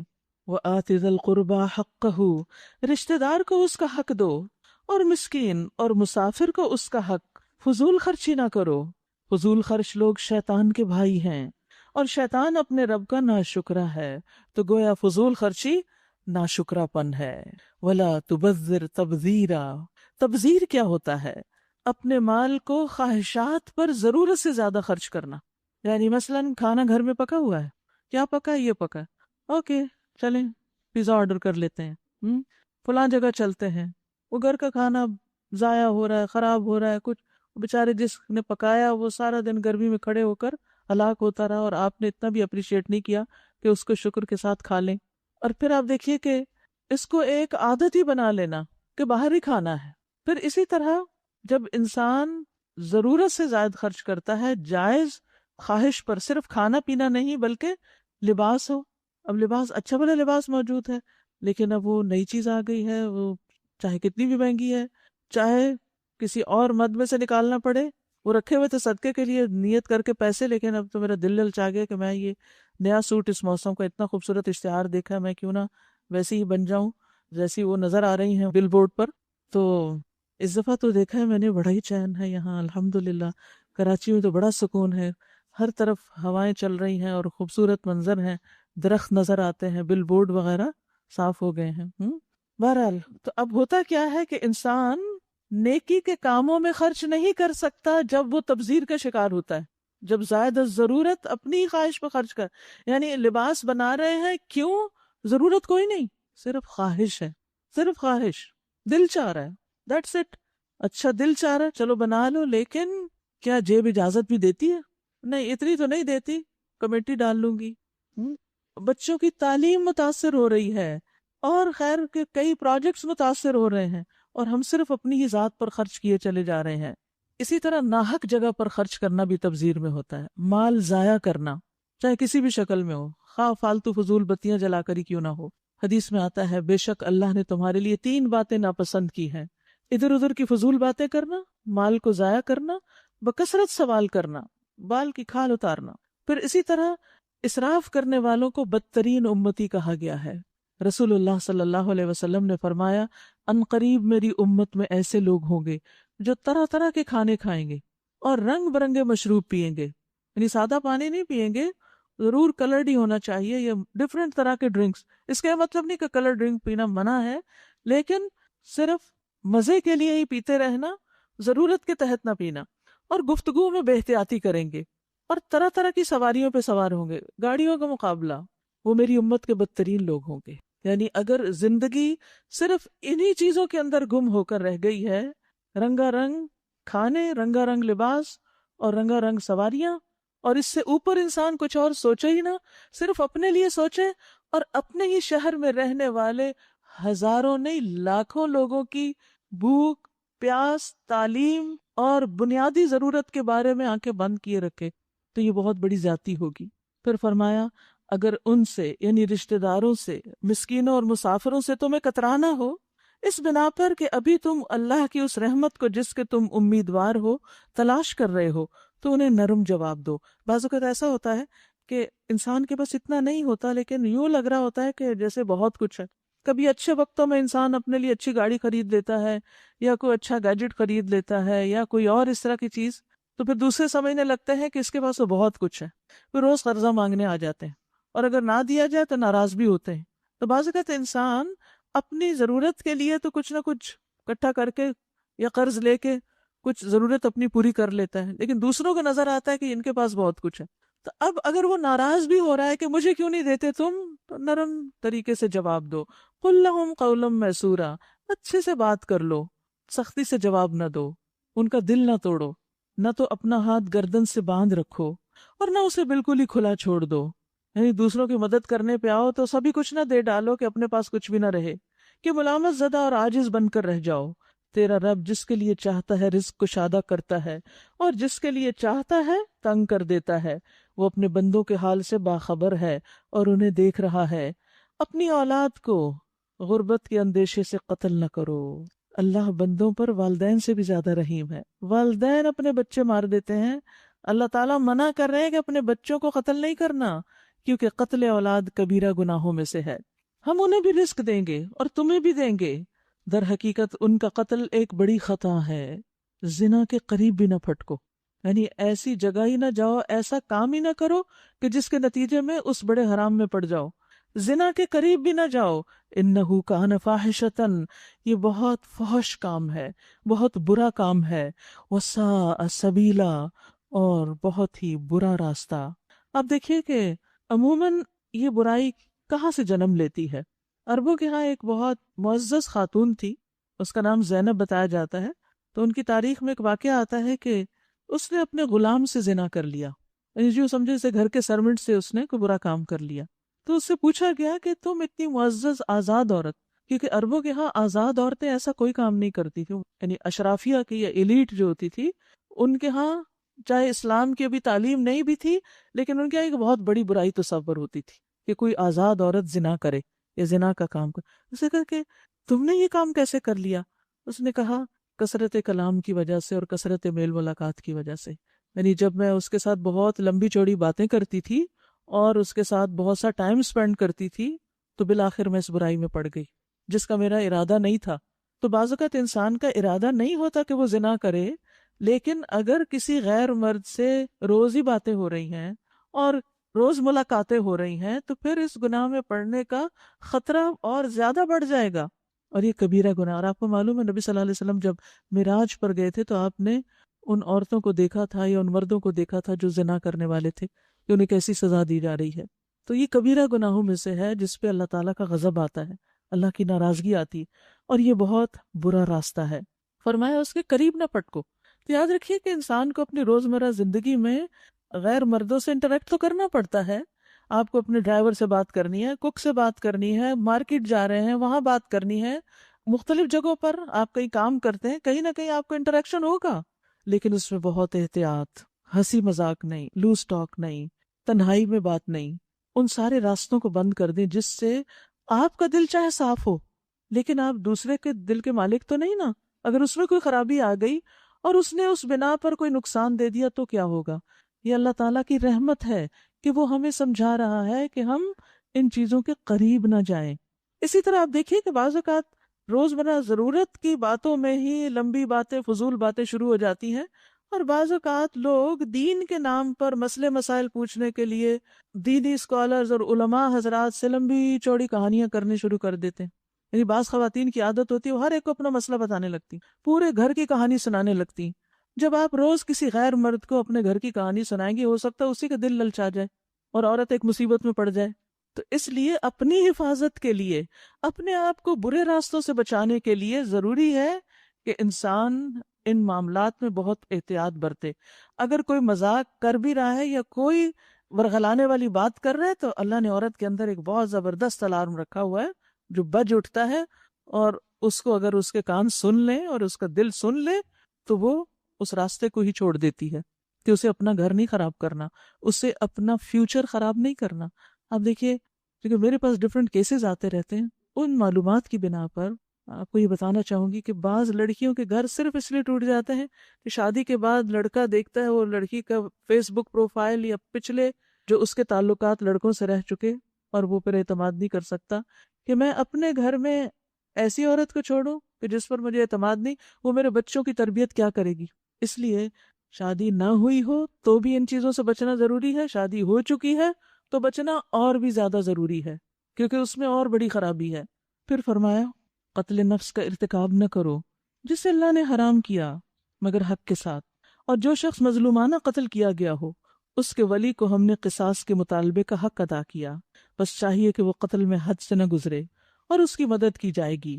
مال یتیم کے پاس نہ پھٹکو مگر احسن طریقے سے، یہاں تک کہ وہ اپنے شباب کو پہنچ جائے۔ یتیم کا مال کھانا بھی کبیرہ گناہ ہے۔ عہد کی پابندی کرو، بے شک عہد کے بارے میں تمہیں جواب دہی کرنی ہوگی۔ کسی سے وعدہ کرو تو پورا کرو، اسے خواہ کے انتظار میں بیچ میں مت چھوڑ دو۔ پیمانے سے دو تو پورا بھر کر دو، تولو تو ٹھیک ترازو سے تولو، یہ اچھا طریقہ ہے اور انجام کے اعتبار سے بھی یہی بہتر ہے۔ کسی ایسی چیز کے پیچھے نہ لگو جس کا تمہیں علم نہ ہو، یقیناً آنکھ، کان اور دل سبھی کی باز پرس ہونی ہے، ان کا بھی حساب ہوگا۔ اس کا مطلب یہ ہے، قتادہ کہتے ہیں کہ یہ نہ کہو میں نے دیکھا اگر تم نے دیکھا نہیں، مت کہو میں نے سنا حالانکہ تم نے خود سنا نہیں، مت کہو کہ میں جانتا ہوں حالانکہ تم جانتے نہیں، کیونکہ ان سب باتوں کے بارے میں اللہ پوچھے گا۔ بہت عظیم اخلاقی ادب سکھایا جا رہا ہے اور اصلاح کی جا رہی ہے۔ اس بات کی تعلیم دی جا رہی ہے کہ علم کی بنا پر بات ہونی چاہیے، محض ظن و گمان کی بنا پر نہیں اور وہمی خیالات کی بنا پر نہیں۔ جیسے پہلے میں نے مثالیں دی نا کہ ہمارا بیوہ عورت کے بارے میں یا اور توہمات ہیں، ایسی باتیں مت کرو کیونکہ ان کے بارے میں پوچھ ہوگی۔ اسی طرح دوسروں کے بارے میں بدگمانی، یہ بھی کبیرہ گناہ ہے۔ بہت سے گمان سے بچو کیونکہ بعض گمان گناہ ہوتے ہیں۔ زمین میں اکڑ کے نہ چلو، نہ تم زمین کو پھاڑ سکتے ہو نہ پہاڑوں کی بلندی کو پہنچ سکتے ہو، رہو گے تم وہی انسان جو ہو، تمہاری کسی قدر و قیمت میں اضافہ نہیں ہوگا اکڑ سے۔ ان امور میں سے ہر ایک کا برا پہلو تیرے رب کے نزدیک ناپسندیدہ ہے، یہ وہ حکمت کی باتیں ہیں جو تیرے رب نے تجھ پر وحی کی ہیں۔ اور دیکھو اللہ کے ساتھ کوئی دوسرا معبود نہ بنانا ورنہ تو جہنم میں ڈال دیا جائے گا، ملامت زدہ اور ہر بھلائی سے محروم ہو کر۔ کیسی عجیب بات ہے کہ تمہارے رب نے تمہیں تو بیٹوں سے نوازا اور خود اپنے لیے ملائکہ کو بیٹیاں بنا لیا۔ یعنی کتنی عجیب بات ہے جو تم کرتے ہو کہ تمہارے رب نے تمہیں تو بیٹوں سے نوازا اور خود اپنے لیے ملائکہ کو بیٹیاں بنا لیا۔ بڑی جھوٹی بات ہے جو تم لوگ زبانوں سے نکالتے ہو۔ ہم نے اس قرآن میں طرح طرح سے لوگوں کو سمجھایا تاکہ وہ ہوش میں آئیں، مگر وہ حق سے اور زیادہ دور ہی بھاگے جا رہے ہیں۔ یاد رکھیے، کچھ لوگ قرآن سن کر اس پر عمل کر لیتے ہیں اور کچھ نظر انداز کر دیتے ہیں۔ ان سے کہیے کہ اگر اللہ کے ساتھ دوسرے الہ بھی ہوتے جیسے یہ لوگ کہہ رہے ہیں تو مالک عرش کے مقام پر پہنچنے کی ضرور کوشش کرتے، پھر وہ دنیا میں نہ رہتے۔ پاک ہے وہ اور بہت بالا و برتر ان باتوں سے جو یہ لوگ کہہ رہے ہیں۔ اس کی پاکی تو ساتوں آسمان اور زمین اور وہ ساری چیزیں بیان کر رہی ہیں جو آسمان و زمین میں ہیں۔ کوئی چیز ایسی نہیں جو اس کی حمد کے ساتھ اس کی تسبیح نہ کر رہی ہو۔ تو کیا ہم ہی نہ کہیں گے سبحان اللہ؟ ہر چیز تسبیح کر رہی ہے۔ سوچیے ہمارے اوپر لگی لائٹس اور یہ پنکھے اور یہ چھت، یہ سب تسبیح کر رہے ہیں۔ جہاں بھی آپ لیٹے اپنے بیڈ روم میں بھی تو آس پاس کی چیزوں پہ نظر ڈال کے سوچا کر یہ سب تسبیح کر رہے ہیں، اور میں کیوں نہیں کر رہی؟ میں کیوں ادھر ادھر کی فضول فالتو باتیں کر رہی ہوں؟ مگر تم ان کی تسبیح سمجھتے نہیں۔ اور صبح صبح اگر آپ باہر نکلیں اور پرندوں کی آوازیں سنیں تو ہر پرندے کی تسبیح الگ ہی ہے۔ حقیقت یہ ہے کہ وہ بڑا ہی بردبار اور درگزر کرنے والا ہے۔ جب تم قرآن پڑھتے ہو تو ہم تمہارے اور آخرت پر ایمان نہ لانے والوں کے درمیان ایک پردہ حائل کر دیتے ہیں، یعنی آپ کی بات ان کے دلوں تک نہیں جاتی، اور ان کے دلوں پر ایک ایسا غلاف چڑھا دیتے ہیں کہ وہ کچھ نہیں سمجھتے۔ قرآن سن کر بھی کچھ سمجھ میں بات نہیں آتی ان کے، اور ان کے کانوں میں گرانی پیدا کر دیتے ہیں۔ اور جب تم قرآن میں اپنے ایک ہی رب کا ذکر کرتے ہو تو وہ نفرت سے منہ موڑ لیتے ہیں۔ ہمیں معلوم ہے کہ جب وہ کان لگا کر تمہاری بات سنتے ہیں تو دراصل کیا سنتے ہیں، اور جب بیٹھ کے باہم سرگوشیاں کرتے ہیں تو کیا کہتے ہیں۔ یہ ظالم آپس میں کہتے ہیں کہ یہ تو ایک سحر زدہ آدمی ہے جس کے پیچھے تم لوگ جا رہے ہو۔ دیکھو کیسی باتیں ہیں جو یہ تم پہ چھانٹتے ہیں، یہ بھٹک گئے ہیں، انہیں راستہ نہیں ملتا۔ وہ کہتے ہیں جب ہم صرف ہڈیاں اور خاک ہو کر رہ جائیں گے تو کیا ہم نئے سرے سے پیدا کر کے اٹھائے جائیں گے؟ ان سے کہو تم پتھر یا لوہا بھی بن جاؤ، یا اس سے بھی زیادہ سخت کوئی چیز جو تمہارے ذہن میں قبول حیات سے بعید تر ہو، پھر بھی تم اٹھ کے رہو گے۔ اللہ کے لیے دوبارہ پیدا کرنا کچھ مشکل نہیں۔ وہ ضرور پوچھیں گے کون ہے وہ جو ہمیں پھر زندگی کی طرف پلٹا لائے گا؟ جواب میں کہیے وہی جس نے پہلی بار تمہیں پیدا کیا۔ وہ سر ہلا ہلا کے پوچھیں گے اچھا تو یہ ہوگا کب؟ آپ کہیے کیا عجب وہ وقت قریب ہی آ لگا ہو، جس روز وہ تمہیں پکارے گا تو تم اس کی حمد کرتے ہوئے اس کی پکار کے جواب میں نکل آؤ گے، اور تمہارا گمان اس وقت یہ ہوگا کہ ہم بس تھوڑی ہی دیر اس حالت میں پڑے رہے ہیں۔ پچھلی ساری زندگی، دنیا کی ہزاروں سال کی مدت، تھوڑی دیر کی مدت لگے گی، کیونکہ اب اس کے مقابلے میں انفینٹ لائف ہے۔ وَقُلْ لِعِبَادِي يَقُولُوا الَّتِي هِيَ أَحْسَنُ إِنَّ الشَّيْطَانَ يَنزَغُ بَيْنَهُمْ۔ بہت اہم ہدایت۔ اور آپ میرے بندوں سے کہہ دیجئے کہ زبان سے وہ بات نکالا کریں جو بہترین ہو، یعنی کسی کو نصیحت کرتے وقت، کسی سے معاملہ کرتے وقت، کسی کی کھردری بات کا جواب دیتے وقت۔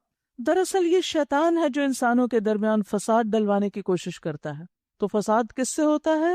زبان سے شروع ہوتا ہے۔ زبان کی باتوں سے خرابیاں آتی ہیں، منفی باتوں سے، کھردری باتوں سے، جھوٹی باتوں سے۔ حقیقت یہ ہے کہ شیطان انسان کا کھلا دشمن ہے۔ زبان کی ذرا سی بے اعتدالی، ذرا سا حق سے ہٹنا، اس سے شیطان کو موقع مل جاتا ہے اور وہ بیچ میں آ جاتا ہے اور بات بڑھ جاتی ہے۔ تمہارا رب تمہارے حال سے زیادہ واقف ہے۔ وہ چاہے تو تم پر رحم کرے اور چاہے تو تمہیں عذاب دے دے۔ اور اے نبی صلی اللہ علیہ وسلم، ہم نے آپ کو لوگوں پر حوالہ دار بنا کر نہیں بھیجا، نگہبان بنا کے نہیں بھیجا۔ تیرا رب زمین اور آسمانوں کی مخلوق کو زیادہ جانتا ہے۔ ہم نے بعض پیغمبروں کو بعض سے بڑھ کر مرتبے دیے، اور ہم نے ہی داؤد کو زبور دی تھی علیہ السلام۔ ان سے کہیے پکار دیکھو اپنے ان معبودوں کو جن کو تم اللہ کے سوا اپنا کارساز سمجھتے ہو۔ وہ کسی تکلیف کو تم سے نہ ہٹا سکتے ہیں نہ بدل سکتے ہیں، یعنی اللہ کے سوا کوئی تکلیف دور نہیں کر سکتا۔ اس لیے ہر تکلیف میں اللہ ہی کو پکارنا چاہیے، ہر ضرورت میں اسی سے مدد مانگنی چاہیے۔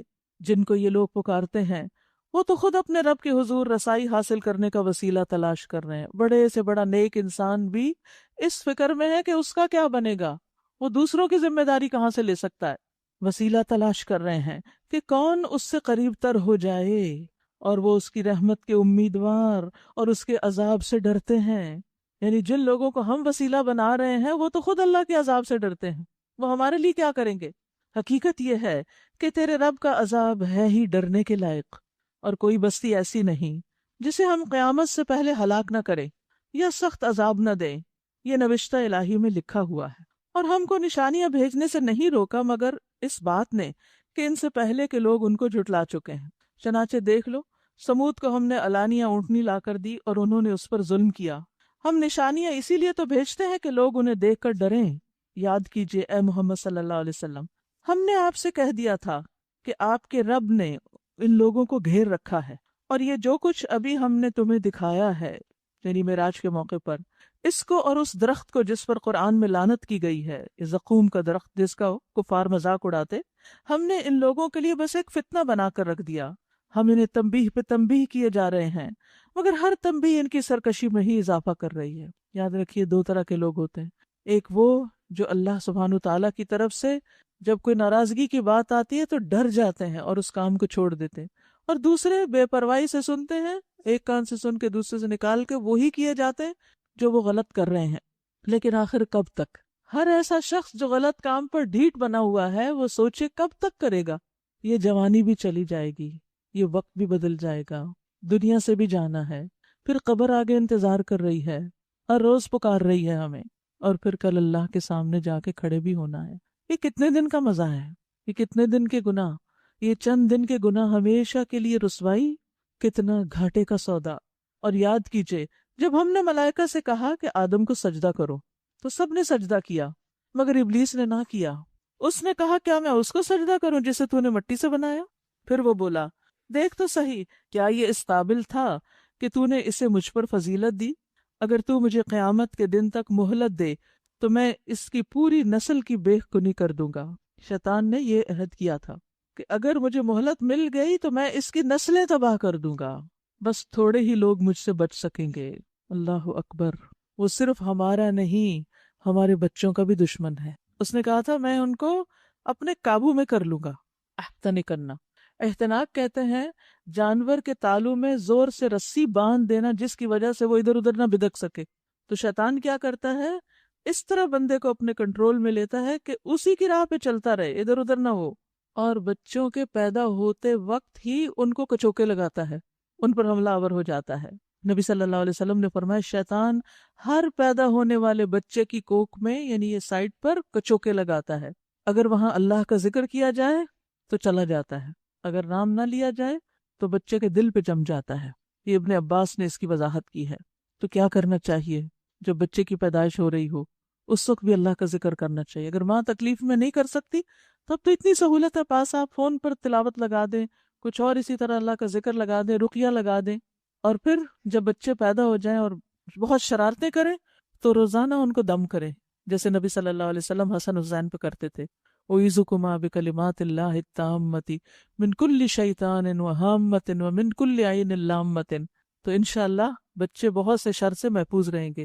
بچوں کی تربیت میں صرف سکول، صرف کتابیں، صرف ریڈنگ، صرف اچھی اچھی باتیں کرنا کافی نہیں، ان کے لیے دعائیں بہت ضروری ہیں، اور دعاؤں میں پروٹیکشن کی دعا کہ اللہ ان کو شیطان سے بچا کے رکھ، کیونکہ شیطان بچپن سے ہی پیچھے لگ جاتا ہے کہ یہ ماں باپ کو ستائیں اور پھر غلط رستوں پہ چل پڑیں۔ تو شروع سے ہی پکڑ لیجئے، شیطان کا مقابلہ کیجئے۔ اللہ تعالیٰ نے فرمایا اچھا تو جا، ان میں سے جو بھی تیری پیروی کریں تجھ سمیت ان سب کے لیے جہنم ہی بھرپور جزا ہے۔ وَاسْتَفْزِزْ مَنِ اسْتَطَعْتَ مِنْهُمْ بِصَوْتِكَ وَأَجْلِبْ عَلَيْهِمْ بِخَيْلِكَ وَرَجِلِكَ وَشَارِكْهُمْ فِي الْأَمْوَالِ وَالْأَوْلَادِ وَعِدْهُمْ وَمَا يَعِدُهُمُ الشَّيْطَانُ إِلَّا غُرُورًا۔ تو جس کو اپنی دعوت سے پھسلا سکتا ہے پھسلا لے، ان پر اپنے سوار اور پیادے چڑھا لا، مال اور اولاد میں ان کے ساتھ ساجھا لگا، اس میں اپنا حصہ لگا، اور ان کو وعدوں کے جال میں پھانس، اور شیطان کے وعدے ایک دھوکے کے سوا اور کچھ بھی نہیں۔ تو یہ شیطان کے حربے بتائے جا رہے ہیں کہ شیطان کس کس طرح پھانستا ہے، اپنی آواز کے ذریعے، اپنی فوجوں کے ذریعے، اپنے لشکروں کے ذریعے۔ تو جب انسان اللہ کی ناراضگی کی باتیں کرتا ہے شیطان اس وقت موجود ہوتا ہے۔ اسی طرح میوزک کی آواز جو ہے اسے بھی شیطان کی آواز کہا گیا، اور اسی طرح ہر وہ شخص جو اللہ کی نافرمانی کی طرف چل کے جائے وہ شیطان کی پیدل فوج ہوتا ہے، اور جو شخص سوار ہو کر گاڑی میں بیٹھ کر اللہ کی نافرمانی کے کام کی طرف جا رہا ہے وہ شیطان کی سوار فوج ہے، گھڑ سوار فوج۔ تو شیطان جو ہے وہ صرف جنوں کو ہی نہیں، انسانوں کو بھی اپنا اعلی کار بنا کے دوسرے انسانوں کو گمراہ کرنے کا کام کرتا ہے۔ یعنی صرف شیطان وسوسوں کے ذریعے نہیں کام لیتا، کچھ انسانوں کو اپنے قابو میں کر کے اپنا چیلا بنا کے پھر ان کے ذریعے اور انسانوں کو گمراہ کرتا ہے۔ پھر اسی طرح خاص طور پر بازاروں کے اندر وہ اپنے جھنڈے گاڑتا ہے، اور وہاں لوگوں کے اندر لڑائیاں، جھگڑے، فساد اور بہت سے غلط کام کرواتا ہے۔ ان عبادی لیس لک علیہم سلطان وکفی بربک وکیلا۔ یقیناً میرے بندوں پر تجھے کوئی اقتدار حاصل نہ ہوگا اور توکل کے لیے تیرا رب کافی ہے۔ یعنی شیطان سے بچنے کے لیے رب کو سہارا بنائیں۔ تمہارا حقیقی رب تو وہ ہے جو سمندر میں تمہاری کشتی چلاتا ہے تاکہ تم اس کا فضل تلاش کرو۔ حقیقت یہ ہے کہ وہ تمہارے حال پہ نہایت مہربان ہے۔ جب سمندر میں تم پر مصیبت آتی ہے تو اس ایک کے سوا دوسرے جن کو بھی تم پکارا کرتے ہو وہ سب گم ہو جاتے ہیں، مگر جب وہ تم کو بچا کر خشکی پر پہنچا دیتا ہے تو تم اس سے منہ موڑ جاتے ہو، بھول جاتے ہو کہ اللہ نے بچایا تھا تمہیں۔ انسان واقعی بڑا ناشکرا ہے۔ اچھا، تو کیا تم اس بات سے بالکل بے خوف ہو کہ اللہ کبھی خشکی پر ہی تم کو زمین میں دھنسا دے، یا تم پہ پتھراؤ کرنے والی آندھی بھیج دے اور تم اس سے بچانے والا کوئی حمایتی نہ پاؤ؟ اور کیا تمہیں اس کا کوئی اندیشہ نہیں کہ اللہ پھر کسی وقت سمندر میں تمہیں دوبارہ لے جائے اور تمہاری ناشکری کے بدلے تم پر سخت طوفانی ہوا بھیج کر تمہیں غرق کر دے، اور تمہیں ایسا کوئی نہ ملے جو اس سے تمہارے اس انجام کی پوچھ گچھ کر سکے؟ یہ تو ہماری عنایت ہے کہ ہم نے بنی آدم کو بزرگی دی اور انہیں خشکی اور تری میں سواریاں عطا کیں اور انہیں پاکیزہ چیزوں سے رزق دیا اور اپنی بہت سی مخلوقات پر انہیں نمایاں فوقیت بخشی۔ سبحان اللہ، یہ اللہ کی نعمتیں ہیں۔ سمندر کا سفر آسانی سے طے ہو جانا، سلامتی سے پار کر لینا، اسی طرح دنیا میں بھی سفر کے آغاز سے اختتام تک سلامتی سے اپنی گاڑیوں پر یا سواریوں پر اپنی جگہ پر پہنچ جانا، بغیر اس کے کہ زمین کا کوئی حصہ دھنس جائے۔ اگر آپ یوٹیوب پر دیکھیں تو آپ کو ایسی ویڈیوز ملیں گے جہاں زمین دھنستی ہے تو وہاں کس طرح اچانک گاڑیاں دوڑتی ہوئی آ رہی ہیں، اور آگے دیکھا تو لینڈ سلائیڈنگ ہو چکی، زمین اندر جا چکی اور ایک کے بعد ایک گاڑی اس کنویں میں گرتی چلی جا رہی۔ اتنا ہولناک منظر ہے، دیکھ کے بھی دل دہل جاتا ہے کہ اللہ تو محفوظ رکھنا۔ یہ زمین اللہ کے حکم کے تابع، اللہ کی نافرمانیاں کر کے انسان کبھی بے خوف نہ ہو کہ کہیں زمین ہی سوالو نہ کر لے انسان کو۔ اسی طرح انسان جب جنگلوں میں سے گزرتا ہے یا اور ایسے خطرناک علاقوں سے اور سلامت اپنی منزل پہ پہنچ جاتا ہے تو یہ اللہ ہی کی توفیق سے ہوتا ہے۔ پھر فرمایا، پھر خیال کرو اس دن کا جب کہ ہم ہر انسانی گروہ کو اس کے پیشوا کے ساتھ بلائیں گے۔ لوگ قیامت کے دن اپنے لیڈرز کے ساتھ آئیں گے، تو سوچ لیجئے کہ آپ کس کو فالو کرتے ہیں۔ اس وقت جن لوگوں کو ان کا نامہ اعمال سیدھے ہاتھ میں دیا گیا وہ اپنا کارنامہ پڑھیں گے اور ان پر ذرہ برابر ظلم نہ ہوگا، اور جو اس دنیا میں اندھا بن کر رہا وہ آخرت میں بھی اندھا ہی رہے گا، بلکہ راستہ پانے میں اندھے سے بھی زیادہ ناکام۔ یہاں کس اندھے پن کی بات ہے؟ دل کے اندھے پن کی، جو حق کو دیکھتا نہیں، جس کو بات سمجھ نہیں آتی۔ ان لوگوں نے اس کوشش میں کوئی کسر اٹھا نہیں رکھی کہ تمہیں فتنے میں ڈال کر اس وحی سے پھیر دیں جو ہم نے آپ کی طرف بھیجی، تاکہ آپ ہمارے نام پر اپنی طرف سے کوئی بات گھڑ لیں۔ اگر آپ ایسا کرتے تو وہ ضرور تمہیں اپنا دوست بنا لیتے، اور بعید نہ تھا کہ اگر ہم تمہیں مضبوط نہ رکھتے تو تم ان کی طرف کچھ نہ کچھ جھک جاتے، لیکن اگر تم ایسا کرتے تو ہم تمہیں دنیا میں بھی دوہرے عذاب کا مزہ چکھاتے اور آخرت میں بھی دوہرے عذاب کا، پھر ہمارے مقابلے میں تم کوئی مددگار نہ پاتے۔ یاد رکھیے، ہر بندہ ثابت قدمی کا شدید محتاج ہے، چاہے کوئی عام انسان ہے، چاہے کوئی نیک شخص ہے، ایون پیغمبر بھی۔ یہاں نبی صلی اللہ علیہ وسلم کو خطاب کیا جا رہا ہے کہ اگر اللہ تعالیٰ آپ کو ثابت قدمی نہ دیتا تو آپ ان کی طرف جھک جاتے، ان کو راضی کرنے کے لیے کوئی ان کی پسند کا کام کر دیتے، تو اس سے اللہ تعالیٰ ناراض ہو جاتا۔ اس لیے ہم سب کو گڑ گڑا کے یہ دعا کرنی چاہیے کہ یا اللہ ہمیں ایمان پہ ثابت قدمی عطا کر، اور ایمان کی حالت میں ہم دنیا سے رخصت ہوں، ہمارا انجام اچھا ہو، اختتام اچھا ہو، اور صرف دعا نہیں بلکہ اس کے لیے کوشش بھی، وہ اسباب، وہ طریقے اختیار کریں کہ آپ استقامت اختیار کر سکیں، اپنے آپ کو ایسے لوگوں سے، ایسی مجلسوں سے جوڑ کر رکھے کہ جو آپ کی استقامت میں آپ کے لیے مددگار ہوتے ہیں۔ یاد رکھیے، ایمان میں ثابت قدمی اللہ ہی کی طرف سے ملتی ہے۔ ابن قیم کہتے ہیں کہ انسان پلک جھپکنے کی مدت تک بھی اللہ سے بے نیاز نہیں ہو سکتا۔ اگر اللہ اسے ثابت قدم نہ رکھے تو اس کے ایمان کے آسمان و زمین اپنی جگہ سے ٹل جائیں۔ یعنی کسی کا ایمان اگر آسمان برابر بھی ہے نا تو وہ بھی ٹل جائے اگر اللہ انسان کو ثابت قدمی نہ دے، دین پر جمع رہنے نہ دے۔ اب دیکھیں، ہم میں سے کتنے ہی لوگ ہیں جو قرآن پڑھتے ہیں، اپنی زندگی میں بہت سی تبدیلیاں لاتے ہیں، حرام کاموں کو چھوڑ دیتے ہیں، اور اسی طرح بہت اچھے اچھے کام کرنا شروع کر دیتے ہیں۔ پھر کیا ہوتا ہے؟ وہ رسی ڈھیلی پڑتی ہے، جب قرآن سے ساتھ چھٹتا ہے تو آہستہ آہستہ دنیا میں گم ہو جاتے ہیں، اور پھر اسی دنیا کے اندر جو کچھ ہو رہا ہے، اچھا ہے برا ہے، اسی کے ساتھ چل پڑتے ہیں۔ تو اس لیے دعا کریں کہ اللہ اس رمضان میں اس قرآن کے ساتھ تو نے ہمارے دلوں کو جو ایمان بخشا ہے اور جو ثابت قدمی دی ہے وہ ختم نہ ہو کبھی. ربنا لا تزغ قلوبنا بعد اذ ہدیتنا وہب لنا من لدنک رحمہ انک انت الوہاب. اللہم توفنا مسلمین واحینا مسلمین والحقنا بالصالحین غیر خزایا ولا مفتونین.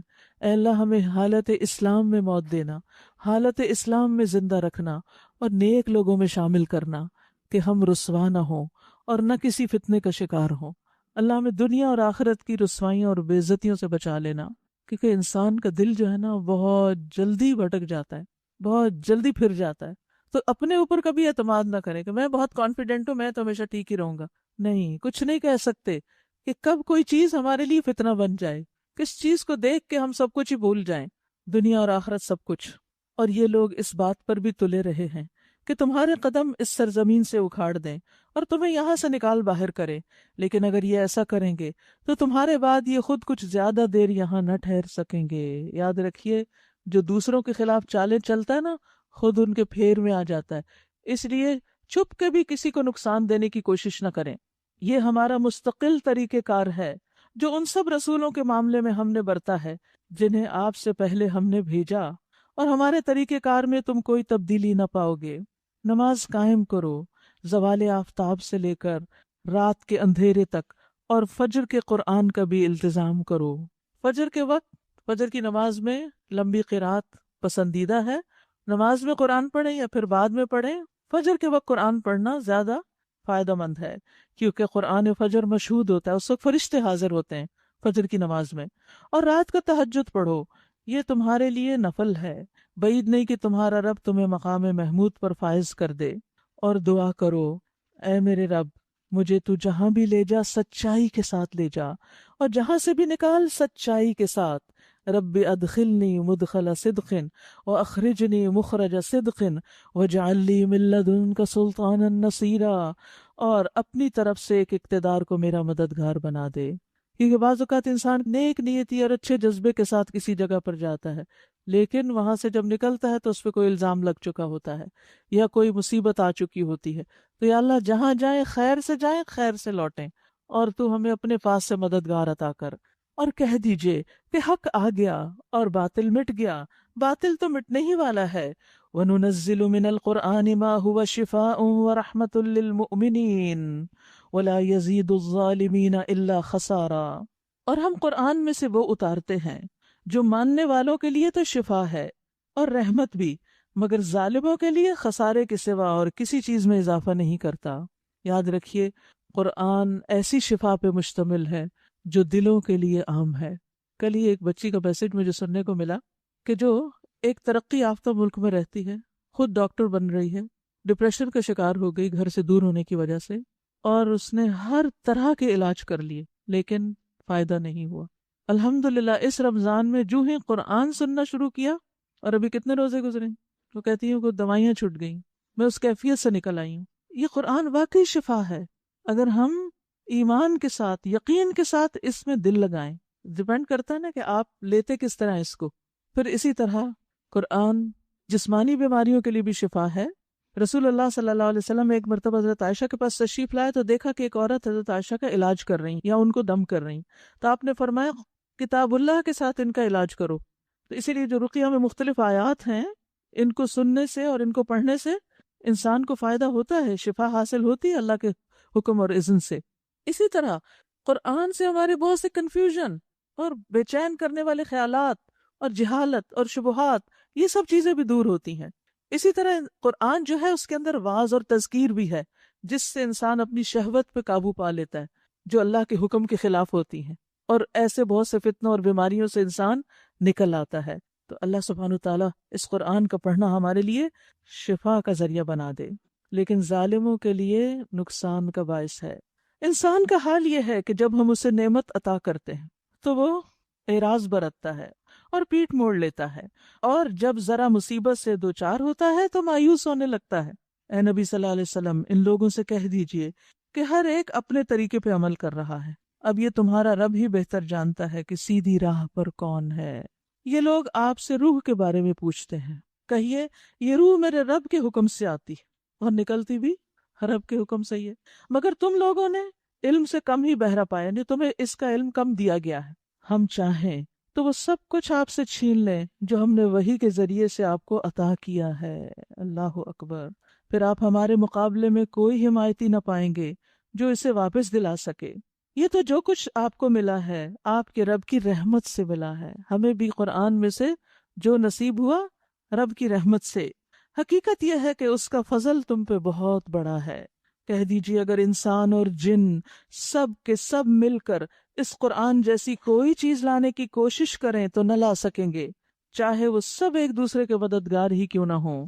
ہم نے اس قرآن میں لوگوں کو طرح طرح سے سمجھایا ہے، مگر اکثر لوگ انکار ہی پر جمے رہے، اور انہوں نے کہا ہم تیری بات نہ مانیں گے جب تک تو ہمارے لیے زمین کو پھاڑ کر ایک چشمہ جاری نہ کر دے، یا تیرے لیے کھجوروں اور انگوروں کا باغ پیدا ہو اور تو اس میں نہریں رواں کر دے، یا تو آسمان کو ٹکڑے ٹکڑے کر کے ہمارے اوپر گرا دے جیسا کہ تیرا دعویٰ ہے، یا اللہ اور فرشتوں کو روح در روح ہمارے سامنے لے آئے، یا تیرے لیے سونے کا ایک گھر بن جائے، یا تو آسمان پہ چڑھ جائے اور تیرے چڑھنے کا بھی ہم یقین نہ کریں گے جب تک کہ تو ہمارے اوپر ایک ایسی تحریر نہ اتار لائے جسے ہم پڑھیں، لکھی ہوئی کتاب۔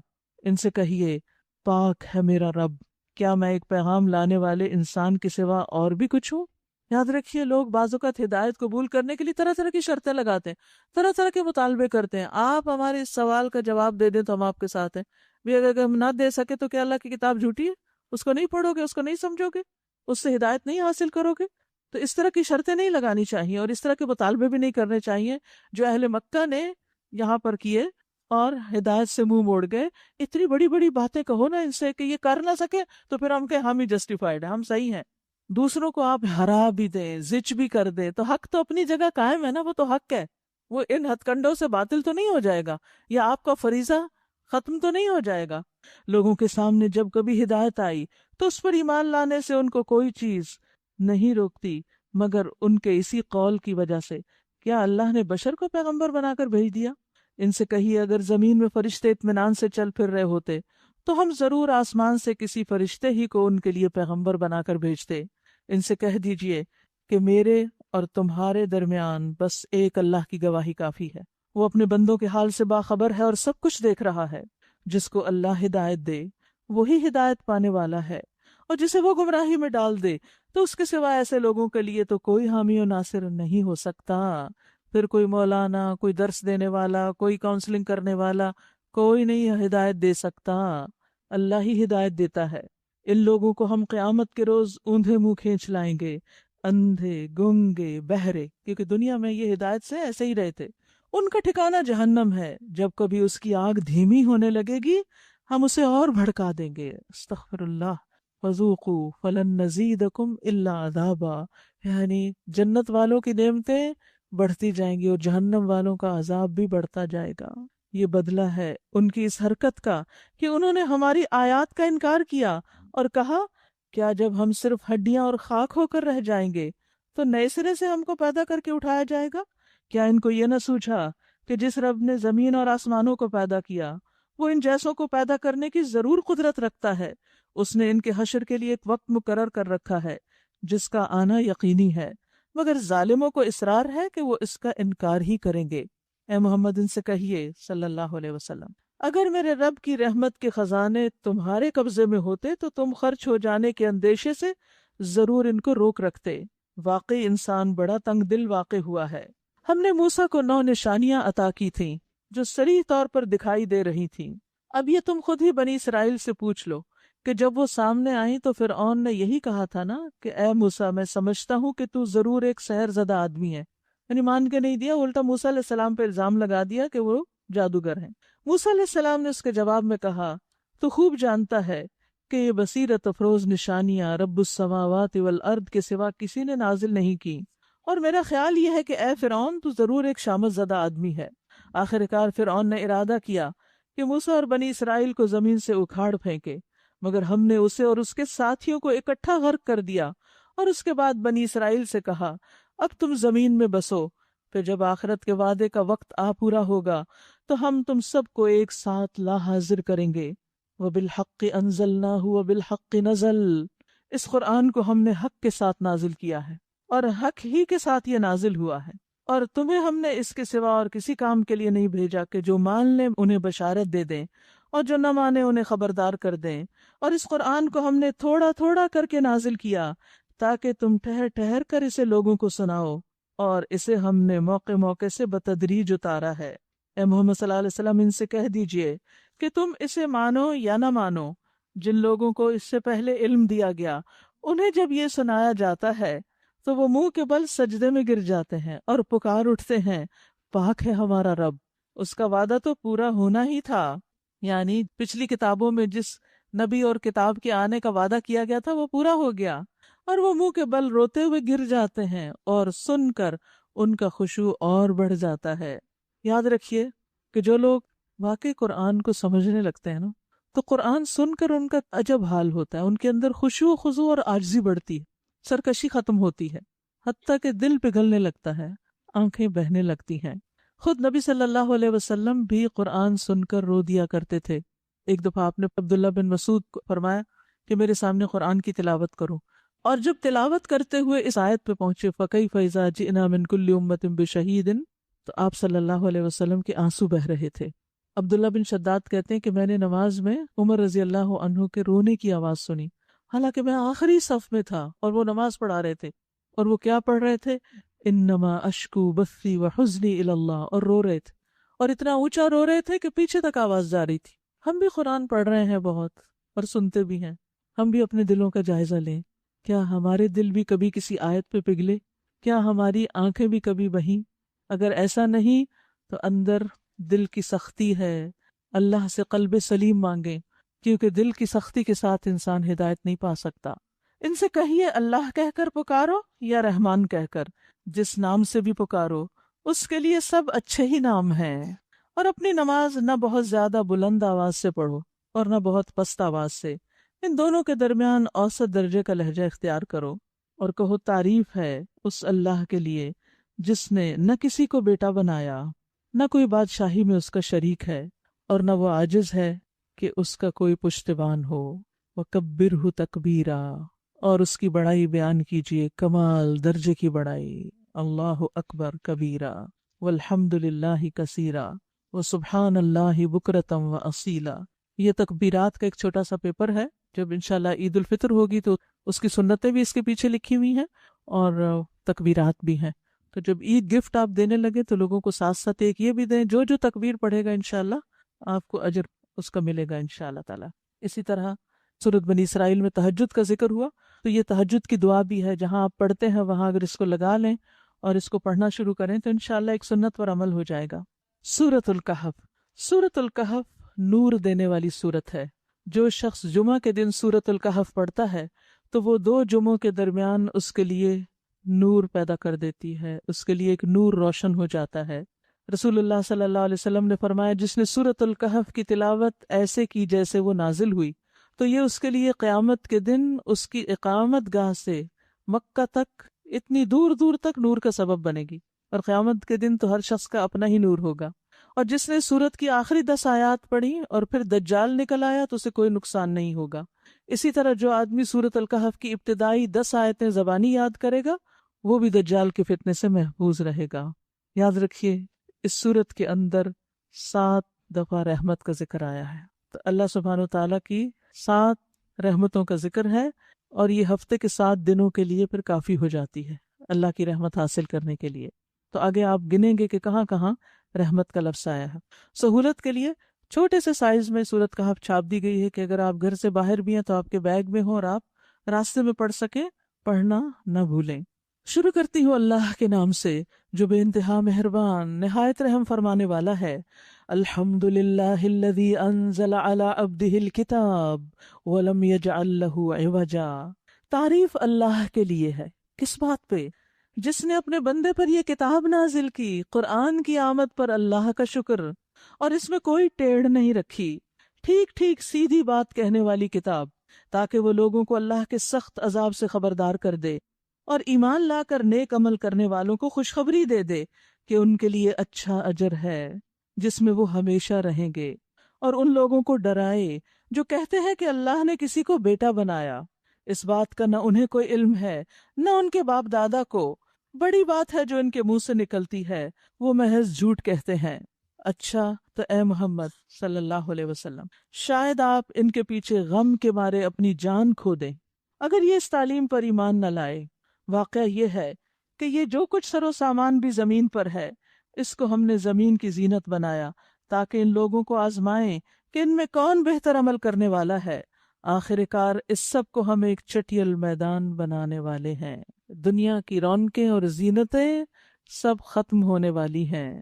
یہ رونق اور زینت تو اس لیے ہے کہ ہمارا امتحان ہو کہ ہم اس میں گم ہو جاتے ہیں یا پھر اچھے کام کرتے ہیں، اللہ کا حکم مانتے ہیں۔ یاد رکھیے دنیا ایک ضرورت تو ہے، لیکن اس میں گم ہونا فتنہ اور آفت ہے۔ تو دنیا سے زہد اختیار کرنا ہی انسان کی بھلائی کا ذریعہ ہے، اسی میں انسان کی بہتری ہے۔ رسول اللہ صلی اللہ علیہ وسلم نے فرمایا، اس امت کے پہلے لوگوں کی بہتری زہد اور یقین کے ساتھ ہے، اور اس امت کے آخری لوگ بخیلی اور آرزوؤں کے ساتھ ہلاک ہوں گے، لمبی لمبی آرزویں باندھ لیں گے۔ پھر سورۃ کہف کے نام پر کہف والوں کا قصہ۔ کیا تم سمجھتے ہو کہ غار اور کتبے والے ہماری کوئی بڑی عجیب نشانیوں میں سے تھے؟ جب وہ چند نوجوان غار میں پناہ گزی ہوئے اور انہوں نے کہا کہ اے ہمارے رب، ہمیں اپنی خاص رحمت سے نواز اور ہمارا معاملہ درست کر دے۔ گویا انہوں نے اپنے معاشرے سے ہجرت کی اپنا ایمان بچانے کے لیے اللہ پہ بھروسہ کرتے ہوئے، تو ہم نے انہیں اسی غار میں تھپک کر سال ہا سال کے لیے گہری نیند سلا دیا۔ پھر ہم نے انہیں اٹھایا تاکہ دیکھیں ان کے دو گروہوں میں سے کون اپنی مدت قیام کا ٹھیک شمار کرتا ہے۔ ہم ان کا اصل قصہ آپ کو سناتے ہیں۔ وہ چند نوجوان تھے جو اپنے رب پر ایمان لائے، اور ہم نے ان کو ہدایت میں ترقی بخشی، ان کی ہدایت زیادہ کر دی۔ ہم نے ان کے دل اس وقت مضبوط کر دیے جب وہ اٹھے اور انہوں نے اعلان کر دیا کہ ہمارا رب تو بس وہی ہے جو آسمانوں اور زمین کا رب ہے، ہم اسے چھوڑ کر کسی دوسرے کو معبود نہ پکاریں گے، اگر ہم ایسا کریں تو بالکل بے جا بات کریں گے۔ یعنی ان کے اس اعلان کی وجہ سے اللہ نے ان کا دل مضبوط کر دیا اور پھر وہ استقامت اختیار کر گئے۔ انہوں نے گھر بار تو چھوڑ دیا مگر ایمان کا راستہ نہیں چھوڑا۔ ہم اسے چھوڑ کر کسی دوسرے معبود کو نہ پکاریں گے، اگر ہم ایسا کریں تو بالکل بے جا بات کریں گے۔ پھر انہوں نے آپس میں ایک دوسرے سے کہا، یہ ہماری قوم تو رب کائنات کو چھوڑ کر دوسرے الہ بنا بیٹھی ہے، یہ لوگ ان کے معبود ہونے پر کوئی واضح دلیل کیوں نہیں لاتے؟ آخر اس شخص سے بڑھ کر ظالم اور کون ہو سکتا ہے جو اللہ پر جھوٹ باندھے؟ اب جب کہ تم ان سے اور ان کے معبودان غیر اللہ سے بے تعلق ہو چکے ہو، تو چلو اب فلاں غار میں چل کر پناہ لو، تمہارا رب تم پر اپنی رحمت کا دامن وسیع کرے گا اور تمہارے کام کے لیے سر و سامان مہیا کر دے گا۔ غار میں؟ جی ہاں، یہ ہے توکل اور بھروسہ اللہ پر اعتماد کرتے ہوئے۔ تم انہیں غار میں دیکھتے تو تمہیں یوں نظر آتا کہ سورج جب نکلتا ہے تو ان کے غار کو چھوڑ کر دائیں جانب چڑھ جاتا ہے، اور جب غروب ہوتا ہے تو ان سے بچ کر بائیں جانب اتر جاتا ہے، اور وہ ہے کہ غار کے اندر ایک وسیع جگہ میں پڑے ہیں۔ اللہ نے غار میں ان کے سونے کا سامان کر دیا۔ یہ اللہ کی نشانیوں میں سے ایک ہے، جس کو اللہ ہدایت دے وہی ہدایت پاتا ہے، اور جسے اللہ بھٹکا دے اس کے لیے تم کوئی ولی مرشد نہیں پا سکتے۔ تم انہیں دیکھ کر یہ سمجھتے کہ وہ جاگ رہے ہیں، حالانکہ وہ سو رہے تھے۔ ہم انہیں دائیں بائیں کروٹ دلواتے رہتے تھے۔ سبحان اللہ، یہ ہے اللہ کی رحمت۔ ان کا کتا غار کے دہانے پر ہاتھ پھیلائے بیٹھا تھا چوکیدار بن کے۔ اگر تم کہیں جھانک کر انہیں دیکھتے تو الٹے پاؤں بھاگ کھڑے ہوتے۔ ایسا دہشت والا منظر تھا کہ کوئی قریب نہیں جا سکتا تھا۔ یہ اللہ نے بندوبست کیا ان کی حفاظت کا، اور تم پر ان کے نظارے سے دہشت بیٹھ جاتی۔ اور اسی عجیب کرشمے سے ہم نے انہیں اٹھا بٹھایا، یعنی کئی سو سال بعد اٹھا دیا، تاکہ ذرا آپس میں پوچھ گچھ کریں۔ ان میں سے ایک نے پوچھا، کہو کتنی دیر اس حال میں رہے؟ دوسروں نے کہا، شاید دن بھر یا اس سے کچھ کم رہے ہوں گے۔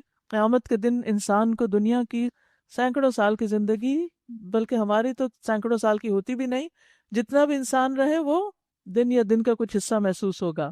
پھر وہ بولے، اللہ ہی بہتر جانتا ہے کہ ہمارا کتنا وقت اس حالت میں گزرا، اب اس میں بحث کرنے کی کیا ضرورت ہے، وہ تو گزر چکا جو گزر چکا۔ کتنے سمجھدار بچے تھے یہ۔ چلو اب اپنے میں سے کسی کو چاندی کا یہ سکہ دے کر شہر بھیجیں اور وہ دیکھے کہ سب سے اچھا کھانا کہاں ملتا ہے۔ ینگسٹرز کو عموماً اچھے کھانے کی تلاش ہوتی ہے، تو اچھا کھانا، ذائقے والا کھانا اور پاکیزہ کھانا جائز ہے، کوئی ناجائز نہیں۔ ایز لانگ ایز اسراف نہیں، اپنی حیثیت سے بڑھ کر نہیں، اور صحت کے منافی نہیں۔ نبی صلی اللہ علیہ وسلم نے فرمایا کھاؤ اور پیو، پہنو اور صدقہ کرو، لیکن اسراف نہ کرو اور تکبر نہ کرو۔ یعنی جب اللہ تمہیں دوسروں کے مقابلے میں بہتر دے تو پھر تمہارے اندر تکبر نہیں ہونا چاہیے۔ وہ دیکھے کہ سب سے اچھا کھانا کہاں سے ملتا ہے، وہاں سے وہ کچھ کھانے کے لیے لائے، کیونکہ سو کے اٹھے تھے، بھوک لگی تھی، کئی سو سال سوئے مگر زندہ تھے۔ اور چاہیے کہ ذرا ہوشیاری سے کام کرے، ایسا نہ ہو کہ وہ کسی کو ہمارے یہاں ہونے سے خبردار کر بیٹھے، کیونکہ چھپ کے آئے تھے تو انہوں نے سمجھا ابھی باہر بھی وہی حالات ہیں تو کسی کو پتہ نہ چلے۔ اگر کہیں ان لوگوں کا ہاتھ ہم پہ پڑ گیا تو بس سنگساری کر ڈالیں گے، یعنی اتنا سخت خطرہ تھا جان کا، یا پھر زبردستی ہمیں اپنی ملت میں واپس لے جائیں گے، یعنی ہمارا ایمان بدل دیں گے، اور ایسا ہوا تو ہم کبھی فلاح نہ پا سکیں گے۔ اس طرح ہم نے اہل شہر کو ان کے حال پہ مطلع کیا تاکہ لوگ جان لیں کہ اللہ کا وعدہ سچا ہے، اور یہ کہ قیامت کی گھڑی بے شک آ کر رہے گی۔ مرنے کے بعد بھی انسان سینکڑوں سال اگر سویا رہے اپنی قبر میں تو قیامت کے دن پھر زندہ اٹھ سکتا ہے۔ اس وقت وہ آپس میں اس بات پر جھگڑ رہے تھے کہ ان کے ساتھ کیا معاملہ کیا جائے۔ کچھ لوگوں نے کہا ان پہ دیوار چن دو، کیونکہ اس کے بعد وہ فوت ہو گئے تھے، ان کا رب ہی ان کے معاملے کو بہتر جانتا ہے۔ مگر جو لوگ ان کے معاملات پر غالب تھے انہوں نے کہا ہم تو ان پر ایک عبادت گاہ بنائیں گے، مسجد بنائیں گے۔ کچھ لوگ کہیں گے وہ 3 تھے اور چوتھا ان کا کتا تھا، کچھ دوسرے کہہ دیں گے 5 تھے اور چھٹا ان کا کتا تھا۔ یہ سب بے تکی ہانکتے ہیں۔ اور کچھ اور لوگ کہتے ہیں کہ 7 تھے اور 8واں ان کا کتا تھا۔ کہو میرا رب ہی بہتر جانتا ہے کہ وہ کتنے تھے، کم ہی لوگ ان کی صحیح تعداد جانتے ہیں۔ بس تم سرسری بات سے بڑھ کر ان کی تعداد کے معاملے میں لوگوں سے بحث نہ کرو، کیونکہ یہ اصل موضوع نہیں ہے کہ ان کی تعداد کیا تھی، اور نہ ان کے متعلق کسی سے پوچھو، کیونکہ یہ لایانی باتیں ہوتی ہیں، یعنی ان کا فائدہ نہیں۔ تو انسان کو غیر ضروری تفصیلات میں جانے سے بچنا چاہیے، الا یہ کہ ان کی ضرورت ہو۔ اور دیکھو کسی چیز کے بارے میں کبھی یہ نہ کہا کرو کہ کل میں یہ کام کر دوں گا، الا ان یشاء اللہ، مگر انشاء اللہ، یعنی اگر اللہ چاہے تو کام ہوگا۔ اگر بھولے سے ایسی بات زبان سے نکل جائے تو فوراً اپنے رب کو یاد کرو، نہیں دوبارہ انشاءاللہ کہہ دو جب یاد آئے، اور کہو امید ہے کہ میرا رب اس معاملے میں رشد سے قریب تر بات کی طرف میری رہنمائی فرما دے گا۔ اور وہ اپنے غار میں 300 سال رہے، اور کچھ لوگ مدت کے شمار میں 9 سال اور بڑھ گئے ہیں۔ تم کہو اللہ ان کے قیام کی مدت زیادہ جانتا ہے، آسمانوں اور زمین کے سب پوشیدہ احوال اسی کو معلوم ہے، کیا خوب ہے وہ دیکھنے والا اور سننے والا۔ زمین و آسمان کی مخلوقات کا کوئی خبرگیر اس کے سوا نہیں، اور وہ اپنی حکومت میں کسی کو شریک نہیں کرتا۔ تو یہاں ایک بہت اہم بات بھی بتائی گئی کہ آپ صلی اللہ علیہ وسلم کو فرمایا جا رہا ہے کہ آپ ان باتوں کے بارے میں کسی سے فتویٰ نہ لیجئے، کسی سے مت پوچھئے، کیونکہ وہ جانتے نہیں۔ یہاں سے ایک بڑا اہم اصول پتہ چلتا ہے کہ لا علم لوگوں سے فتویٰ نہیں لینا چاہیے، یا کم علم لوگوں سے نہیں لینا چاہیے، اور خاص طور پر اگر وہ شخص اہل ہی نہیں اور اس کے اندر اللہ کا ڈر ہی نہیں، تقوی ہی نہیں۔ پھر اسی طرح ایک اور بات یہاں بتائی گئی، وَاذْكُرْ رَبَّكَ إِذَا نَسِيتَ، جب آپ بھول جائیں تو رب کو یاد کریں۔ ہم دن میں کتنی دفعہ کوئی بات بھول جاتے ہیں، تو بھول جانے کا تعلق شیطان سے ہوتا ہے۔ بھول جانے کی بیماری کا حل یہ ہے کہ انسان اللہ کا ذکر زیادہ کر دے، ٹھیک ہے، کیونکہ شیطان انسان کو خیر کی باتیں بھلواتا ہے، اور جب انسان اللہ کو یاد کرتا ہے تو شیطان بھاگ جاتا ہے، تو جو بھولی ہوئی بات ہے وہ یاد آ جاتی ہے۔ پھر فرمایا اے نبی صلی اللہ علیہ وسلم، آپ کے رب کی کتاب میں سے جو کچھ آپ پر وحی کیا گیا ہے اسے جوں کا توں سنا دیجئے، کوئی اس کے فرمودات کو بدلنے کا مجاز نہیں، اور اگر تم کسی کی خاطر اس میں رد و بدل کرو گے تو اس سے بچ کر بھاگنے کی کوئی جائے پناہ نہ پاؤ گے، اور اپنے دل کو ان لوگوں کے ساتھ پر مطمئن کرو جو اپنے رب کی رضا کے طلبگار بن کر صبح و شام اسے پکارتے ہیں، اور ان سے نگاہ نہ پھیرا کرو۔ سبحان اللہ۔ یہاں اللہ سبحانہ وتعالیٰ نے کچھ لوگوں کی تعریف کی ہے، اور نبی صلی اللہ علیہ وسلم کو فرمایا کہ آپ ان کے ساتھ رہیے، اللہ کے نبی، اور ان کے لیے کن لوگوں کی کمپنی کو پسند کیا گیا؟ جو صبح و شام اپنے رب کو یاد کریں۔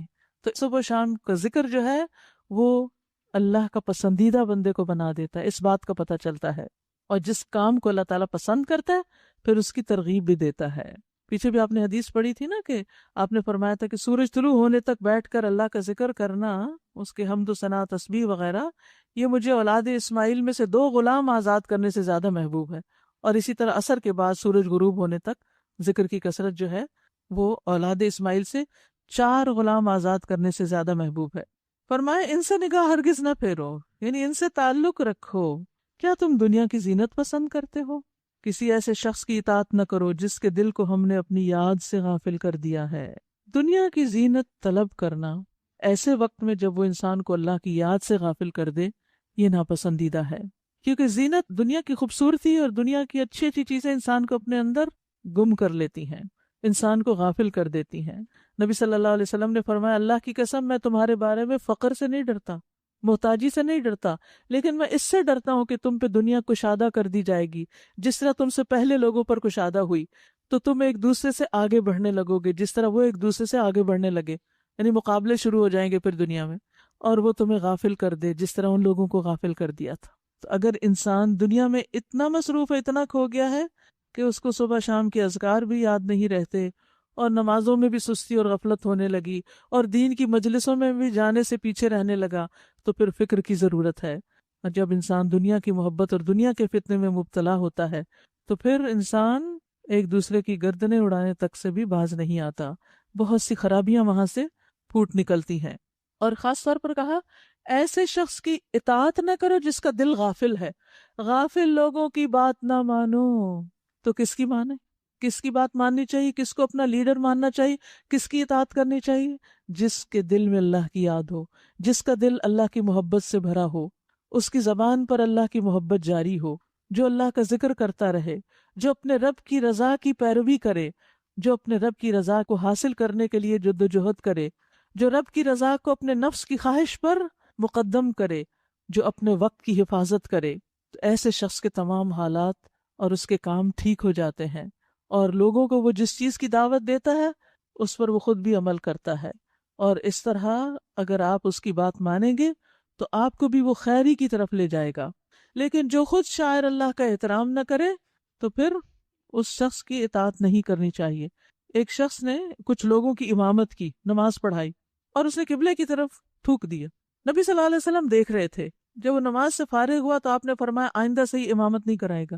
امام کا ایک اخلاق اور ایک ادب اور ایک معیار ہونا چاہیے، کیونکہ وہ لوگوں کے لیے رول ماڈل ہے۔ وہ تھوک رہا ہے تو ساری قوم تھوکنا شروع ہو جائے گی۔ تو شاعر اللہ کا احترام ضروری ہے، اور جس نے خواہش نفس کی پیروی اختیار کر لی اور جس کا طریقہ کار افراط و تفریط پر مبنی ہے، صاف کہہ دیجئے یہ حق ہے تمہارے رب کی طرف سے، اب جس کا جی چاہے مان لے اور جس کا جی چاہے انکار کر دے۔ ہم نے انکار کرنے والے ظالموں کے لیے ایک آگ تیار کر رکھی ہے جس کی لپٹیں انہیں گھیرے میں لے چکی ہیں، وہاں اگر وہ پانی مانگیں گے تو ایسے پانی سے ان کی تواضع کی جائے گی جو تیل کی تل چھٹ جیسا ہوگا، یعنی جب فرائی کر کر کے وہ نیچے تھک سا رہ جاتا نا، لیسدار سا تیل، اور وہ ان کا منہ بھون ڈالے گا۔ بدترین پینے کی چیز اور بہت بری آرام گاہ رہے وہ لوگ جو مان لیں اور نیک عمل کریں، تو یقیناً ہم نیکوکار لوگوں کا اجر ضائع نہیں کرتے۔ انا لا نضیع اجر من احسن عملا، محسن کا اجر ضائع نہیں ہوتا۔ ان کے لیے سدا بہار جنتیں ہیں جن کے نیچے نہریں بہ رہی ہوں گی، وہاں وہ سونے کے کنگنوں سے آراستہ کیے جائیں گے، باریک ریشم اور اطلس و دیبا کے سبز کپڑے پہنیں گے، اور اونچی مسندوں پر تکیے لگا کر بیٹھیں گے، بہترین اجر اور اعلیٰ درجے کی قیام گاہ۔ اے محمد صلی اللہ علیہ وسلم، ان کے سامنے ایک مثال پیش کیجیے۔ 2 لوگ تھے، ان میں سے ایک کو ہم نے انگور کے 2 باغ دیے اور ان کے گرد کھجور کے درختوں کی باڑ لگائی اور ان کے درمیان کاشت کی زمین رکھی۔ دونوں باغ خوب پھلے پھولے اور برابر ہونے میں انہوں نے ذرا سی بھی کسر نہ چھوڑی۔ ان باغوں کے اندر ہم نے ایک نہر جاری کر دی اور اسے خوب نفع حاصل ہوا۔ یہ کچھ پا کر، یعنی سب مال و دولت حاصل کر کے، ایک دن وہ اپنے ہمسائے سے بات کرتے ہوئے بولا، میں تجھ سے زیادہ مالدار ہوں اور تجھ سے زیادہ طاقتور نفری رکھتا ہوں۔ پھر وہ اپنی جنت میں داخل ہوا اور اپنے نفس کے حق میں ظالم بن کر کہنے لگا، میں نہیں سمجھتا کہ یہ دولت کبھی فنا ہوگی، اور مجھے توقع نہیں کہ قیامت کی گھڑی کبھی آئے گی، تاہم اگر کبھی مجھے اپنے رب کے حضور پلٹایا گیا تو ضرور اس سے بھی زیادہ شاندار جگہ پاؤں گا۔ خود اپنے وہم اور خیالات، وہ پیچھے پڑا نا، لا تخف ما لیس لک بہ علم، جس بات کا علم نہیں اور حقیقت معلوم نہیں، وہ اس کے دعوے کہاں سے کر رہے ہو؟ اس کے ہمسائے نے گفتگو کرتے ہوئے اس سے کہا، کیا تو کفر کرتا ہے اس ذات سے جس نے تجھے مٹی سے اور پھر نطفے سے پیدا کیا اور تجھے ایک پورا آدمی بنا کھڑا کیا؟ رہا میں تو میرا رب تو وہی ہے، اور میں اس کے ساتھ کسی کو شریک نہیں کرتا، یعنی میں کسی دولت کو اور دنیا کی طاقت اور لوگوں کو اللہ کے برابر قرار نہیں دیتا کہ وہ میرے کسی کام آئیں گے۔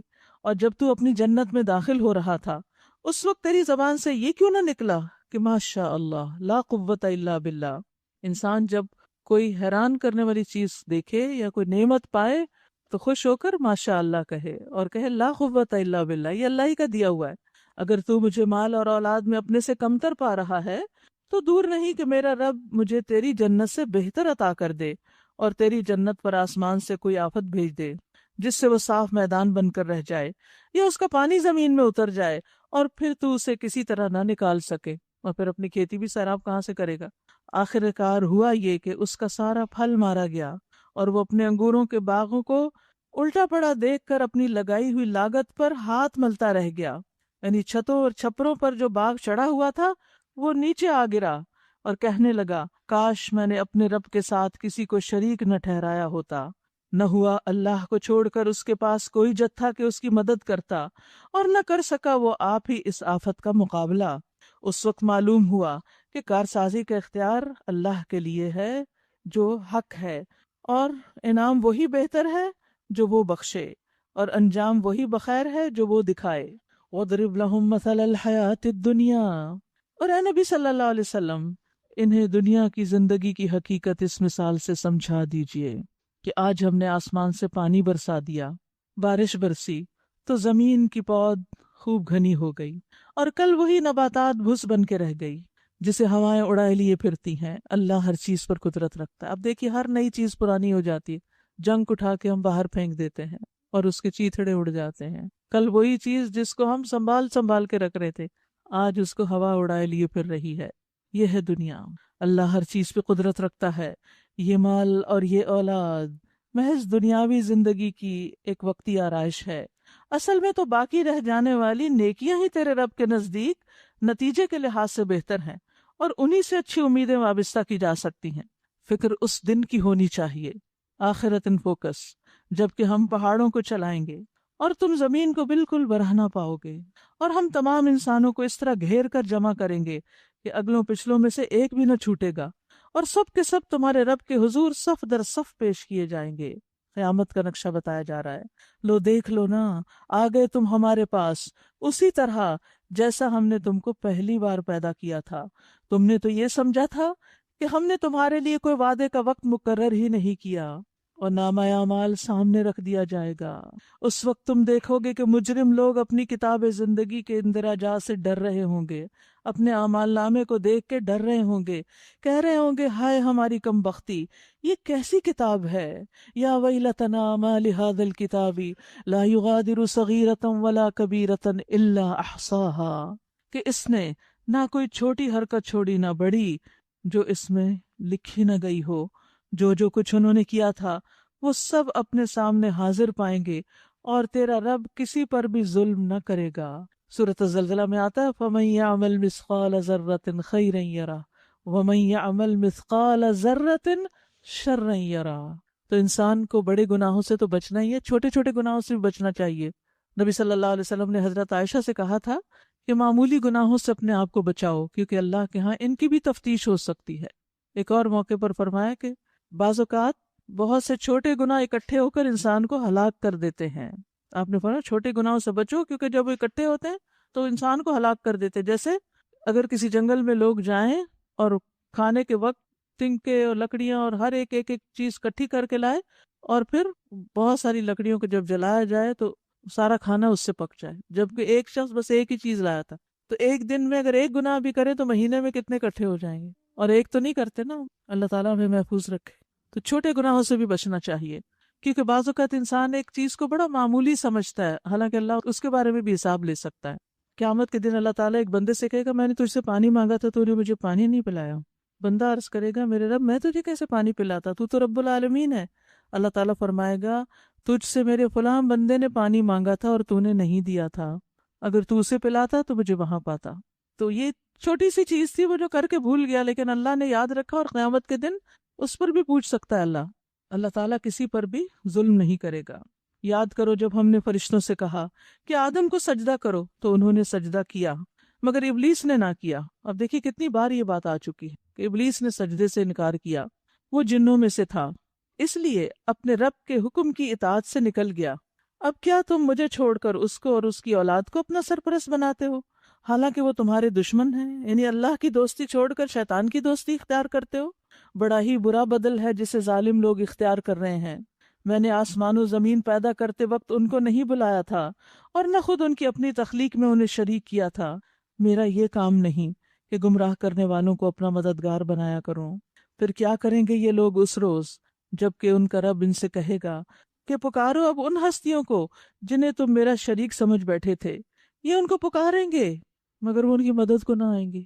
ظاہر ہے کہ ان کو تو پتہ ہی نہیں کہ انہیں کب پکارا جا رہا تھا، اور ہم ان کے درمیان ایک ہی ہلاکت کا گڑھا مشترک کر دیں گے، یعنی جہنم۔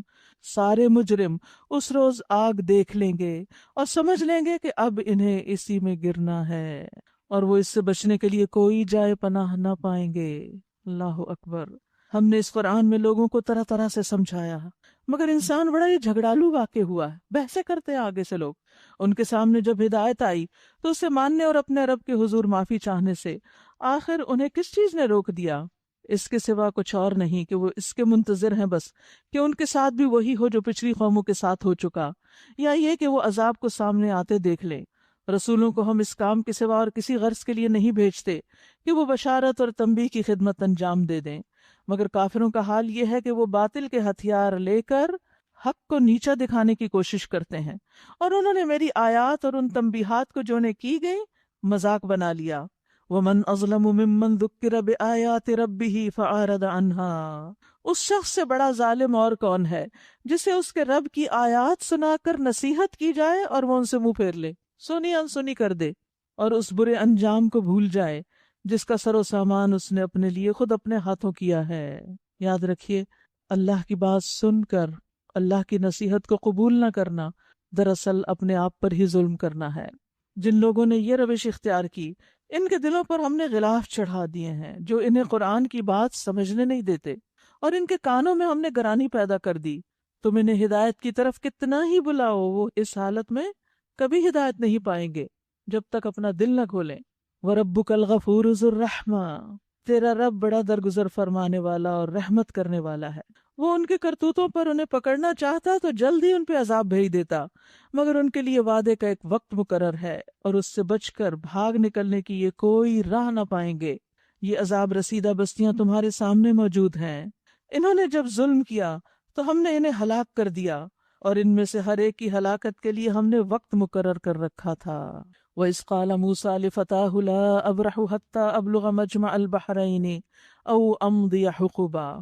ذرا ان کو وہ قصہ سناؤ جو موسیٰ علیہ السلام کو پیش آیا تھا جبکہ موسیٰ علیہ السلام نے اپنے خادم سے کہا تھا کہ میں اپنا سفر ختم نہ کروں گا جب تک کہ دونوں دریاؤں کے سنگم پر نہ پہنچ جاؤں، ورنہ میں ایک زمانے دراز تک چلتا ہی رہوں گا۔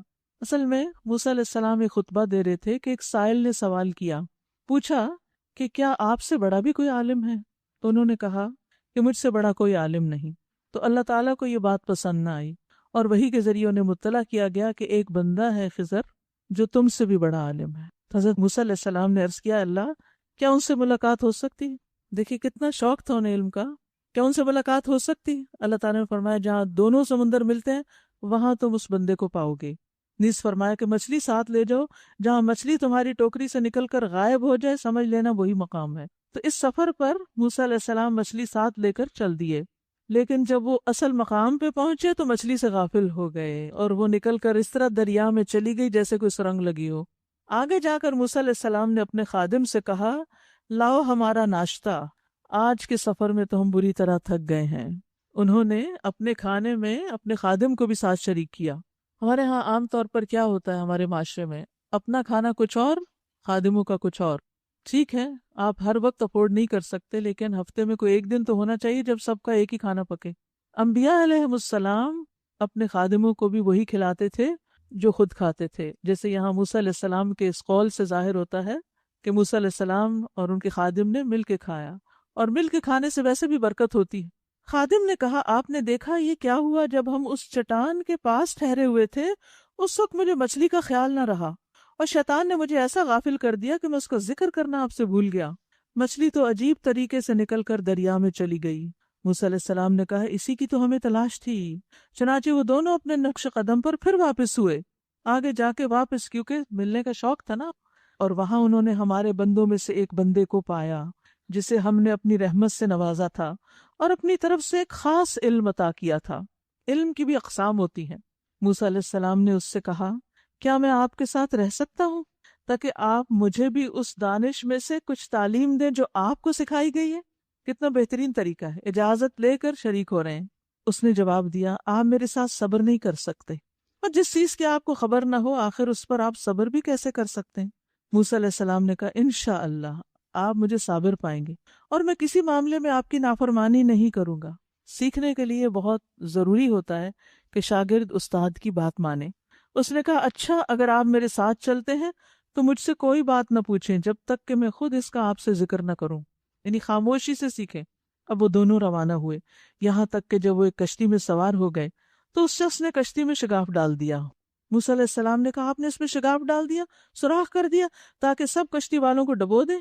یہ تو آپ نے ایک سخت حرکت کر ڈالی۔ اس نے کہا میں نے تم سے کہا نہ تھا کہ تم میرے ساتھ صبر نہیں کر سکتے؟ موسیٰ علیہ السلام نے کہا بھول چوک پہ مجھے نہ پکڑیے، میرے معاملے میں آپ ذرا سختی سے کام نہ لیں۔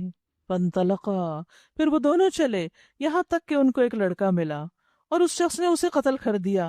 موسیٰ علیہ السلام نے کہا آپ نے ایک بے گناہ کی جان لے لی حالانکہ اس نے کسی کا خون نہ کیا تھا، یہ تو آپ نے بہت ہی برا کیا۔ وآخر دعوانا ان الحمد للہ رب العالمین۔ سبحانک اللہم وبحمدک اشہد ان لا الہ الا انت استغفرک واتوب الیک۔ السلام علیکم ورحمۃ اللہ وبرکاتہ۔